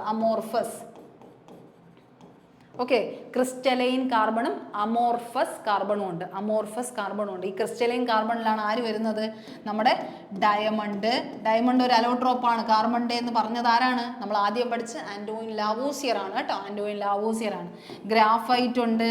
ഗ്രാഫൈറ്റ് ഉണ്ട്. അത് കഴിഞ്ഞ് ബക്കി ബോൾസ് എന്നറിയപ്പെടുന്ന ഫുള്ളറിൻ ഇതൊക്കെ ആരുടെ എന്താണ്, ക്രിസ്റ്റലൈൻ, അതായത് ഒരു ഷേപ്പുള്ള ഇതാണ് നമ്മുടെ കാർബണിൻ്റെ ഏതൊക്കെ, ഡയമണ്ട്, ഗ്രാഫൈറ്റ്, ഫുള്ളറിൻ. ഇനി അമോർഫസിൽ വരുന്നത് ആരൊക്കെയാണ്, കോക്ക് ഇങ്ങനെയൊക്കെ പറയുന്ന സാധനങ്ങളാണ് കേട്ടോ. കോക്ക്, ബ്രൗൺ കോള് ഇങ്ങനെയൊക്കെ ഉള്ളൊരു സാധനങ്ങളാണ് ഏതെന്ന് പറയുന്നത്, അമോർഫസ് കാർബൺ. അപ്പോൾ ഇതൊക്കെ എന്താണ്, അലോട്രോപ്പാണ്, കാർബണിൻ്റെ അലോട്രോപ്സ് ആണ്. കാർബൺ എന്ന് പറഞ്ഞാൽ എല്ലാ സാധനങ്ങളും കാർബൺ അതിൻ്റെതായ ഒരു ഇമ്പോർട്ടൻസ് ഉണ്ടല്ലേ. കാർബൺ ഒരുപാട് എടുത്ത് എന്ത് ചെയ്യുന്നുണ്ട്, എക്സിസ്റ്റ് ആവുന്നുണ്ട്. അതുകൊണ്ട് തന്നെ അതിൻ്റെ ആ ഒരു ഇതിനെയാണ് നമ്മൾ എന്തെന്ന് പറയുന്നത്, അലോട്രോപ്സ് എന്ന് പറഞ്ഞാൽ. Crystalline carbons, diamond, graphite, fullerene, amorphous carbon, കോളും കോക്കും. ഓക്കെ, ഇനി അടുത്ത അലോട്രോപ്പ് വിച്ച് നോൺ മെറ്റൽ ആണ്. അപ്പം കാർബണിൻ്റെ ഏത് അലോട്രോപ്പാണ് അങ്ങനെയാണെങ്കിൽ ഇലക്ട്രിസിറ്റി കണ്ടക്ട് ചെയ്യുന്നതെന്ന് ചോദിച്ചു കഴിഞ്ഞാൽ ആരാണ്, ഗ്രാഫൈറ്റ് ആണ് കേട്ടോ. അപ്പോൾ കാർബൺ ആണ് ആൻസർ. അതിൽ ഗ്രാഫൈറ്റ് ആണ് നോൺ മെറ്റൽ ആയിരുന്ന കാർബൺ എന്തായിട്ട് ഇലക്ട്രിസിറ്റി കണ്ടക്ട് ചെയ്യാൻ സഹായിക്കുന്നത്. ഗ്രാഫൈറ്റ് ആരാണ്, നമ്മുടെ പെൻസിലിൻ്റെയൊക്കെ ഏറ്റവും മുകളിലിരിക്കുന്ന ആ സാധനം എന്താണ്, ഗ്രാഫൈറ്റ് ആണ് അല്ലേ. പെൻസിൽ മാനുഫാക്ചറിങ്ങിനാണ് ഗ്രാഫൈറ്റ് യൂസ് ചെയ്യുന്നത്. പിന്നെ എന്താണ്, ഇതുപോലെ ഇലക്ട്രിസിറ്റി ഏറ്റവും കൂടുതൽ കണ്ടക്ട് ചെയ്യുന്ന ആരാണ്, ഗ്രാഫൈറ്റ് ആണ്. അങ്ങനെയാണെങ്കിൽ ഡയമണ്ട് എന്താണ്, ഹീറ്റ് ആണ് ഏറ്റവും കൂടുതൽ കണ്ടക്ട് ചെയ്യുന്നത്. കണ്ടക്ട് ഹീറ്റ് ആണെങ്കിൽ ഡയമണ്ടും, കണ്ടക്ട് ഇലക്ട്രിസിറ്റി ആണെങ്കിൽ ഗ്രാഫൈറ്റും. അപ്പോൾ എന്താണ് ഈ ഒരു അതുപോലെ തന്നെ ഗ്രാഫൈറ്റിനെ വിളിക്കുന്ന മറ്റൊരു പേരെന്താണ്, സോളിഡ് ലൂബ്രിക്കൻ്റ് എന്നാണ് കേട്ടോ. സോളിഡ് ലൂബ്രിക്കൻ്റ് കാരണം ഇവർ എന്തിൽ ഉപയോഗിക്കാറുണ്ട്, നമ്മുടെ ഹെവി മെഷീനറീസിൽ സോളിഡ് ആയിട്ടിരിക്കും. നമ്മുടെ നോർമലി ലൂബ്രിക്കൻസ് പഠിക്കുമ്പോൾ എന്താണ്, എല്ലാ പേരും എന്താണ്, ലൂബ്രിക്കൻസ് എന്ന് പറയുമ്പോൾ തന്നെ നല്ല വഴുവഴുപ്പുള്ള, നല്ല ഓയിൽ കണക്കിന് വെള്ളത്തിൻ്റെ അംശമുള്ള സാധനങ്ങൾ ലിക്വിഡായിട്ട് ഫീൽ ചെയ്യും. പക്ഷേ ഒരേ ഒരു സോളിഡ് ലൂബ്രിക്കൻ്റ് ആരെന്ന് ചോദിച്ചു കഴിഞ്ഞാൽ ആരാണ്, ഗ്രാഫൈറ്റ് ആണ് കേട്ടോ. ഗ്രാഫൈറ്റ് ആണ് ഒരേ ഒരു സോളിഡ് എന്തെന്ന് പറയുന്നത്, ലൂബ്രിക്കൻ്റ് എന്ന് പറയുന്നത് ഗ്രാഫൈറ്റ്. ഡയമണ്ട് എന്താണ്, നമ്മുടെ ഹാർഡസ്റ്റ് മെറ്റലായിട്ട് നോൺ മെറ്റലായിട്ടാണ് ആരെ പറയുന്നത്, ഡയമണ്ടിനെ പറയുന്നത്. ഓക്കെ, ഇനി അടുത്ത് ഫുള്ളറിൻ ഉണ്ട്. ഫുള്ളറിൻ എന്തോ ആണ്, C60 എന്ന് പറയുന്ന അലോട്രോപ്പാണ് കേട്ടോ. C60 എന്ന് പറഞ്ഞാൽ ഐസോടോപ്പ് ഉള്ളൊരു സാധനമാണ് C60. അപ്പോൾ ഇങ്ങനെ ചോദിക്കാറുണ്ട്, C60 അലോട്രോപ്പ് ഓഫ് കാർബൺ ഏതെന്ന് ചോദിച്ചു കഴിഞ്ഞാൽ ഏതാണ്, നമ്മുടെ ഫുള്ളറിൻ. അതിൻ്റെ ഷേപ്പ് എന്താണ്, ഫുട്ബോൾ ഷേപ്പാണ് കേട്ടോ. ഫുട്ബോൾ ഷേപ്പ് അല്ലെങ്കിൽ അതിനെ പറയുന്ന മറ്റൊരു പേര് ബക്കി ബോൾസ് എന്നാണ്. ബക്കി ബോൾസ് അങ്ങനെയും പറയാറുണ്ട് കേട്ടോ. ബക്കി ബോൾസ് എന്നും പറയാറുണ്ട്. ഓക്കെ, ഇത്രയും കാര്യം അവിടെ പറയുന്നുണ്ട്. ഫുള്ളറിൻ എന്ന് പറയുന്നത് ഫുട്ബോളിൽ തന്നെ ബക്കി ബോൾസ് എന്നും പറയുന്നത്. അപ്പോൾ IT സോഫ്റ്റ്വെയർ ഇൻഡസ്ട്രിയിലൊക്കെയാണ് ഇത് യൂസ് ചെയ്യുന്നത് കേട്ടോ. കോളും എന്തിൻ്റെ അലോട്രോപ്പാണ്, കാർബണിൻ്റെ അലോട്രോപ്പാണ്. ഇത്രയും കാര്യം അവിടെ എന്ത് ചെയ്യുക, മനസ്സിലാക്കുക. Coke is not a crystalline allotrope, അതൊക്കെ മനസ്സിലാക്കി വെക്കുക. ഓക്കെ, ഇത്രയും കാര്യം അവിടെ പഠിച്ചിരിക്കുക. ഓക്കെ, കാർബണിൻ്റെ രീതിയിലുള്ള കാര്യമാണ് പറഞ്ഞത്. അപ്പോൾ അലോട്രോപ്പ് ഗ്രാഫൈറ്റ് ആണെന്ന് മനസ്സിലാക്കി വെക്കുക. ഗ്രാഫൈറ്റ്, ഇലക്ട്രിസിറ്റി കണ്ടക്ട് ചെയ്യുന്നത് ഗ്രാഫൈറ്റ് ആണ്, കാർബണിൻ്റെ അലോട്രോപ്പായ ഗ്രാഫൈറ്റ്. ഇനി സൾഫറിൻ്റെ കാര്യം എടുക്കുമ്പോൾ നമുക്ക് ആലോചിക്കേണ്ട എന്തൊക്കെയുണ്ട്? സൾഫറിൻ്റെ കാര്യം എടുക്കുമ്പോൾ എന്തൊക്കെയുണ്ട്? സൾഫറാണ്. സൾഫർ എന്താണ്? ഒരു പോളി അറ്റോമിക് ആണ്. S8 എന്നല്ലേ കാണപ്പെടുന്നത്? പോളി അറ്റോമിക് ആണ്, പോളി അറ്റോമിക്. അപ്പോൾ പോളി അറ്റോമിക് ആയിട്ടുള്ള ഒരു മോളിക്യൂൾ ഏതെന്ന് ചോദിച്ചു കഴിഞ്ഞാൽ അതേതാണ്? S8 ആണ്. S8 ആണ്. സൾഫർ 8 എന്നുള്ള രീതിയിലാണ് കാണപ്പെടുന്നത്. അത് കഴിഞ്ഞ് സൾഫർ കോമ്പൗണ്ടിൻ്റെ പ്രസൻസ് കൊണ്ടാണ് നമ്മൾ ഉള്ളിയൊക്കെ അരിയുമ്പോൾ എന്ത് തോന്നുന്നത്? കണ്ണിലൊരു ഇറിറ്റേഷൻ തോന്നി നമ്മൾ കരയാനൊക്കെ കാരണമാകുന്നത് എന്തുകൊണ്ടാണ്? സൾഫറിൻ്റെ ഈ ഒരു ഇറിറ്റേറ്റിംഗ് കോമ്പൗണ്ട് അതിനകത്ത് ഉള്ളത് കൊണ്ടാണ്. പിന്നെ ഈ ഒരു പഞ്ചൻസി സ്മെല്ലാണ് സൾഫറിന് വരുന്നത് എന്ത് ചെയ്യുമ്പോഴും. പിന്നെ ഈ ഗ്യാസ് ലീക്ക് ആകുമ്പോൾ നമുക്ക് സ്മെല്ലടിക്കുന്നത് എന്തുകൊണ്ടെന്ന് ചോദിച്ചാൽ അതിൻ്റെ ആൻസർ എന്ത് തന്നെയാണ്? സൾഫർ എന്ന് തന്നെയാണ് കേട്ടോ, സൾഫറാണ്. അപ്പോൾ ഗ്യാസ് ലീക്ക് ആകുമ്പോൾ ഇറിറ്റേറ്റിംഗ് സ്മെൽ എന്തിൻ്റെയെന്നൊക്കെ ചോദിച്ചു കഴിഞ്ഞാൽ സൾഫറാണ്. ഇനി അടുത്ത് കഴിഞ്ഞ് ഇവിടെ നമ്മൾ ആലോചിക്കേണ്ട ഒരു സംഭവം വൾക്കനൈസേഷൻ പ്രോപ്പർട്ടി കാണിക്കുന്നത് ആരെന്ന് ചോദിച്ചാലും ആരാണ്? Vulcanisation property. വൾക്കനൈസേഷൻ പ്രോപ്പർട്ടി ചോദിക്കുന്നത് ആരാണ്? സൾഫറിനാണ്. നമ്മൾ റബ്ബറൊക്കെ ഉണ്ടല്ലോ, റബ്ബറൊക്കെ എടുക്കുന്നവർക്ക് അറിയാലോ, റബ്ബർ എന്ന് പറഞ്ഞാൽ ഷീറ്റ് അടിക്കാൻ വേണ്ടി റബ്ബറൊക്കെ എടുക്കുമ്പോൾ ആ റബ്ബർ എന്താണ്? അതിൻ്റെ ഒരു സോളിഡ് ഫോമിലേക്ക്, അതൊരു കൃത്യമായ ഒരു എന്തിലേക്ക്, ഒരു ഡ്യൂറബിൾ ഫോമിലേക്ക് മാറണമെങ്കിൽ, കുറേ നാൾ നിൽക്കണമെങ്കിൽ അതിനകത്ത് എന്ത് ആഡ് ചെയ്യണം? ഡ്രോപ്സ് ഓഫ് സൾഫറും കൂടെ ആഡ് ചെയ്യണം. സൾഫറും കൂടെ ആഡ് ചെയ്താലേ നമുക്ക് സൾഫറും കൂടെ ആഡ് ചെയ്യുമ്പോൾ അതെന്തെന്ന് പറയണം? ആ പ്രോസസ്സിനെയാണ്, റബ്ബറിൻ്റെ അകത്ത് സൾഫർ ആഡ് ചെയ്യുന്ന പ്രോസസ്സിനെയാണ് നമ്മൾ എന്ത് പറയുന്നത്? വൾക്കനൈസേഷൻ പ്രോപ്പർട്ടി എന്ന് പറയുന്നത് കേട്ടോ. വൾക്കനൈസേഷൻ പ്രോപ്പർട്ടി എന്ന് പറയുന്നത് ആ ഒരു കാര്യം അവിടെ എന്ത് ചെയ്യുക? ആലോചിക്കുക. മിക്സിങ് സൾഫർ ഓൺ റബ്ബർ ഉണ്ടല്ലോ, റബ്ബർ ഷീറ്റിൽ ആഡ് ചെയ്യുക. അതൊക്കെയാണ് അതിൻ്റെയൊക്കെ ഇമ്പോർട്ടൻസ്. ഓക്കെ, ഇത്രയും കാര്യം അവിടെ ആലോചിക്കുക. Vulcanisation property. ഇനി അടുത്ത generator is A device which converts modern electrical generator works on the principle. Okay, generator is A device which converts. എന്താണ് ജനറേറ്റർ? എന്താണ് നമ്മുടെ ജനറേറ്റർ? എന്തിനാണ് യൂസ് ചെയ്യുന്നത്? നമ്മുടെ കറണ്ടിൻ്റെ ആ ഒരു രീതിക്ക് വേണ്ടിയാണ്. അപ്പോൾ ജനറേറ്റർ എന്തിൻ്റെ ഉള്ളതാണ്? ശരിക്കും പറഞ്ഞാൽ generator is A device used. എങ്ങനെയാണ് കൺവേർട്ട് ചെയ്യുന്നത്? മെക്കാനിക്കൽ എനർജിയെ എന്തിലോട്ട് കൺവേർട്ട് ചെയ്യുകയാണ്? ഇലക്ട്രിക്കൽ എനർജിയിലോട്ടാണ് ആര് കൺവേർട്ട് ചെയ്യുന്നത്? നമ്മുടെ ജനറേറ്റർ കൺവേർട്ട് ചെയ്യുന്നത് കേട്ടോ. മെക്കാനിക്കൽ എനർജി, അതായത് നമ്മുടെ ജനറേറ്ററിനകത്ത് ഒരു കോയിലുണ്ട്, അത് മെക്കാനിക്കലായിട്ട് കറങ്ങുന്ന സമയത്താണ് അവിടെ എന്തുണ്ടാവുന്നത്? ഇലക്ട്രിക്കൽ എനർജി ഉണ്ടാവുന്നത്. ആ ഫിനോമിനിയെ നമ്മൾ പറയുന്നത് മോഡേൺ ഇലക്ട്രിക്കൽ ജനറേറ്റർ ഏതിൻ്റെ പ്രിൻസിപ്പിളിലാണ് കറങ്ങുന്നതെന്ന് ചോദിച്ചു കഴിഞ്ഞാൽ അത് ഇലക്ട്രോ മാഗ്നറ്റിക് ഇൻഡക്ഷൻ വഴിയാണ്. പണ്ട് കൈയിട്ട് കറക്കായിരുന്നു, ഇപ്പോൾ എന്താണ്? Electro magnetic. ഉള്ളിലകത്ത് ഒരു കോയിൽ വെച്ചിട്ടുണ്ട്, ആ കോയിൽ എന്ത് ചെയ്യും? ഇലക്ട്രോ മാഗ്നറ്റിക് ഇൻഡക്ഷൻ, അതായത് ഒരു മാഗ്നറ്റിക് വലയം അവിടെ സ്വീകരിക്കുമ്പോൾ, അതായത് മാഗ്നറ്റിക് ഒരു എന്തുണ്ടാവും? നമ്മുടെ ഫാരഡേസ് ഫസ്റ്റ് ലോ ആണ് ഇലക്ട്രോ മാഗ്നറ്റിക് ഇൻഡക്ഷൻ അല്ലേ? ഫാരഡേസ് ലോ ആണ്, ഫാരഡേസ് ഫസ്റ്റ് ലോയാണ് നമ്മൾ എന്ത് പറയുന്നത്? ഈ ഒരു ഇലക്ട്രോ മാഗ്നറ്റിക് ഇൻഡക്ഷൻ പറയുന്നത്. ഒരു മാഗ്നറ്റിക് ഫീൽഡ് ഉണ്ടാവുന്ന സമയത്ത് അവിടെ എന്തുണ്ട്? കറസ്പോണ്ടൻസ് ആയിട്ട് ഒരു ഇലക്ട്രിക്കൽ ഫീൽഡും കൂടെ ഉണ്ടാവും. മാഗ്നറ്റിക് കോയിൽ അവിടെ കറങ്ങുമ്പോൾ അവിടെ നിന്ന് ഒരു എനർജി പ്രൊഡ്യൂസ് ആവും. അതായത് ഇലക്ട്രിക്കൽ എനർജിയിലാണ് എന്ത് ചെയ്യുന്നത്? ജനറേറ്റർ വർക്ക് ചെയ്യുന്നതെന്നുള്ളൊരു പ്രിൻസിപ്പിളൊക്കെ പറഞ്ഞൊരു സംഭവമാണ് ഇലക്ട്രോ മാഗ്നറ്റിക് ഇൻഡക്ഷൻ. അപ്പോൾ അതെന്ത് ചെയ്യുക? പഠിക്കുക. അപ്പോൾ മോഡേൺ ഇലക്ട്രിക്കൽ ജനറേറ്റർ എന്തിൻ്റെ പ്രിൻസിപ്പിളാണ് വർക്ക് ചെയ്യുന്നത്? ഇലക്ട്രോ മാഗ്നറ്റിക് ഇൻഡക്ഷൻ്റെ കാര്യത്തിലാണ് അത് വർക്ക് ചെയ്യുന്നത്. ഇലക്ട്രിക്കും അതുപോലെ തന്നെ മാഗ്നറ്റിക് പ്രോപ്പർട്ടി അവിടെ ആക്ട് ചെയ്യുന്നുണ്ട്. അപ്പോൾ ഏത് ഡിവൈസാണ് കൺവേർട്ട് ചെയ്യുന്നതെന്ന് ചോദിച്ചു കഴിഞ്ഞാൽ മെക്കാനിക്കൽ എനർജി ഇൻറ്റു ഇലക്ട്രിക്കൽ എനർജിയാണ് ആര് കൺവേർട്ട് ചെയ്യുന്നത്? ജനറേറ്റർ കൺവേർട്ട് ചെയ്യുന്നത് കേട്ടോ. മെക്കാനിക്കൽ എനർജി ഇൻറ്റു അത്. ഇനി അടുത്തവിടെ നമ്മൾ നോക്കേണ്ടത് ഡൈനാമോയും ഇതേപോലെ തന്നെ എന്താണ്? നമ്മുടെ ഡൈനാമോയും മെക്കാനിക്കൽ എനർജി ഇൻറ്റു ഇലക്ട്രിക്കൽ എനർജിയാണ്. മെക്കാനിക്കൽ എനർജി ഇലക്ട്രിക് എനർജിയിലേക്കാണ് ഡൈനാമിക് കടക്കുന്നത് കേട്ടോ. ഇനി അടുത്ത് ഇലക്ട്രിക് മോട്ടർ എങ്ങനെയാണ് ചെയ്യുന്നത്? ഇലക്ട്രിക് മോട്ടർ നമ്മൾ ഇലക്ട്രിക് ഇടുമ്പോൾ ആണ് ഇലക്ട്രിക് എനർജിയാണ് എന്തായിട്ട് മാറുന്നത്? മെക്കാനിക്കൽ എനർജി അല്ലേ? നമ്മൾ മോട്ടർ സ്വിച്ച് ഇടുമ്പോൾ അല്ലേ ഇലക്ട്രിക് എനർജി? മോട്ടർ അല്ലെങ്കിൽ പമ്പ് എന്നൊക്കെ നമുക്ക് പറയാം അല്ലേ? പമ്പിനെയൊക്കെ നമുക്ക് പറയുന്നത് ഇലക്ട്രിക് എനർജിയാണ് എന്തായിട്ട് കൺവേർട്ട് ആവുന്നത്? മെക്കാനിക്കൽ എനർജി ആയിട്ട് കൺവേർട്ട് ആവുന്നത്. ഫോട്ടോ സെൽ എന്ന് പറഞ്ഞാൽ എന്താണ്? സോളാർ സെൽസിനെയാണ്. സോളാർ സെൽ എന്താണ്? ലൈറ്റ് വന്ന് അടിക്കുമ്പോൾ ലൈറ്റ് എനർജിയാണ് എന്തായിട്ട് മാറുന്നത്? Electrical energy. Light energy is converted to electrical energy എന്ന് പറയാം. ഇനി അടുത്ത് ബാറ്ററിയുടെ കാര്യമാണെങ്കിലോ, ബാറ്ററിനകത്ത് എന്താ ഉള്ളത്? കെമിക്കൽ എനർജിയാണ് അല്ലേ? ബാറ്ററിക്കകത്തുള്ളത് എന്താണ്? കെമിക്കൽ എനർജിയാണ്. അത് എന്തായിട്ട് മാറും? ഇലക്ട്രിക്കൽ എനർജി ആയിട്ട് മാറും. അപ്പോൾ ഇത്രയും കാര്യങ്ങളും കൂടെ അവിടെ എന്ത് ചെയ്യുക? മനസ്സിലാക്കുക. ഒരുപാട് ടൈമായി, അതുകൊണ്ടാണ് പെട്ടെന്ന് നിർത്തുന്നത്. അപ്പോൾ എന്തായാലും എല്ലാവർക്കും മനസ്സിലായെന്ന് വിശ്വസിക്കുന്നു. അപ്പോൾ നല്ലപോലെ തന്നെ എന്ത് ചെയ്യുക? പഠിക്കുക. അപ്പോൾ ഇത്രയും കാര്യങ്ങൾ നിങ്ങൾക്ക് മനസ്സിലായെന്ന് വിശ്വസിക്കുന്നു. LPയുടെ എക്സാംസിന് വേണ്ടി നന്നായിട്ട് പ്രിപ്പയർ ചെയ്യുന്നവർ ജനറൽ സയൻസ് ഫോക്കസ് ചെയ്ത് തന്നെ പഠിച്ചു പോകാൻ ശ്രദ്ധിക്കുക. ഓക്കെ, അപ്പോൾ എല്ലാവർക്കും നല്ലൊരു ദിവസം ആശംസിക്കുന്നു. Thank you.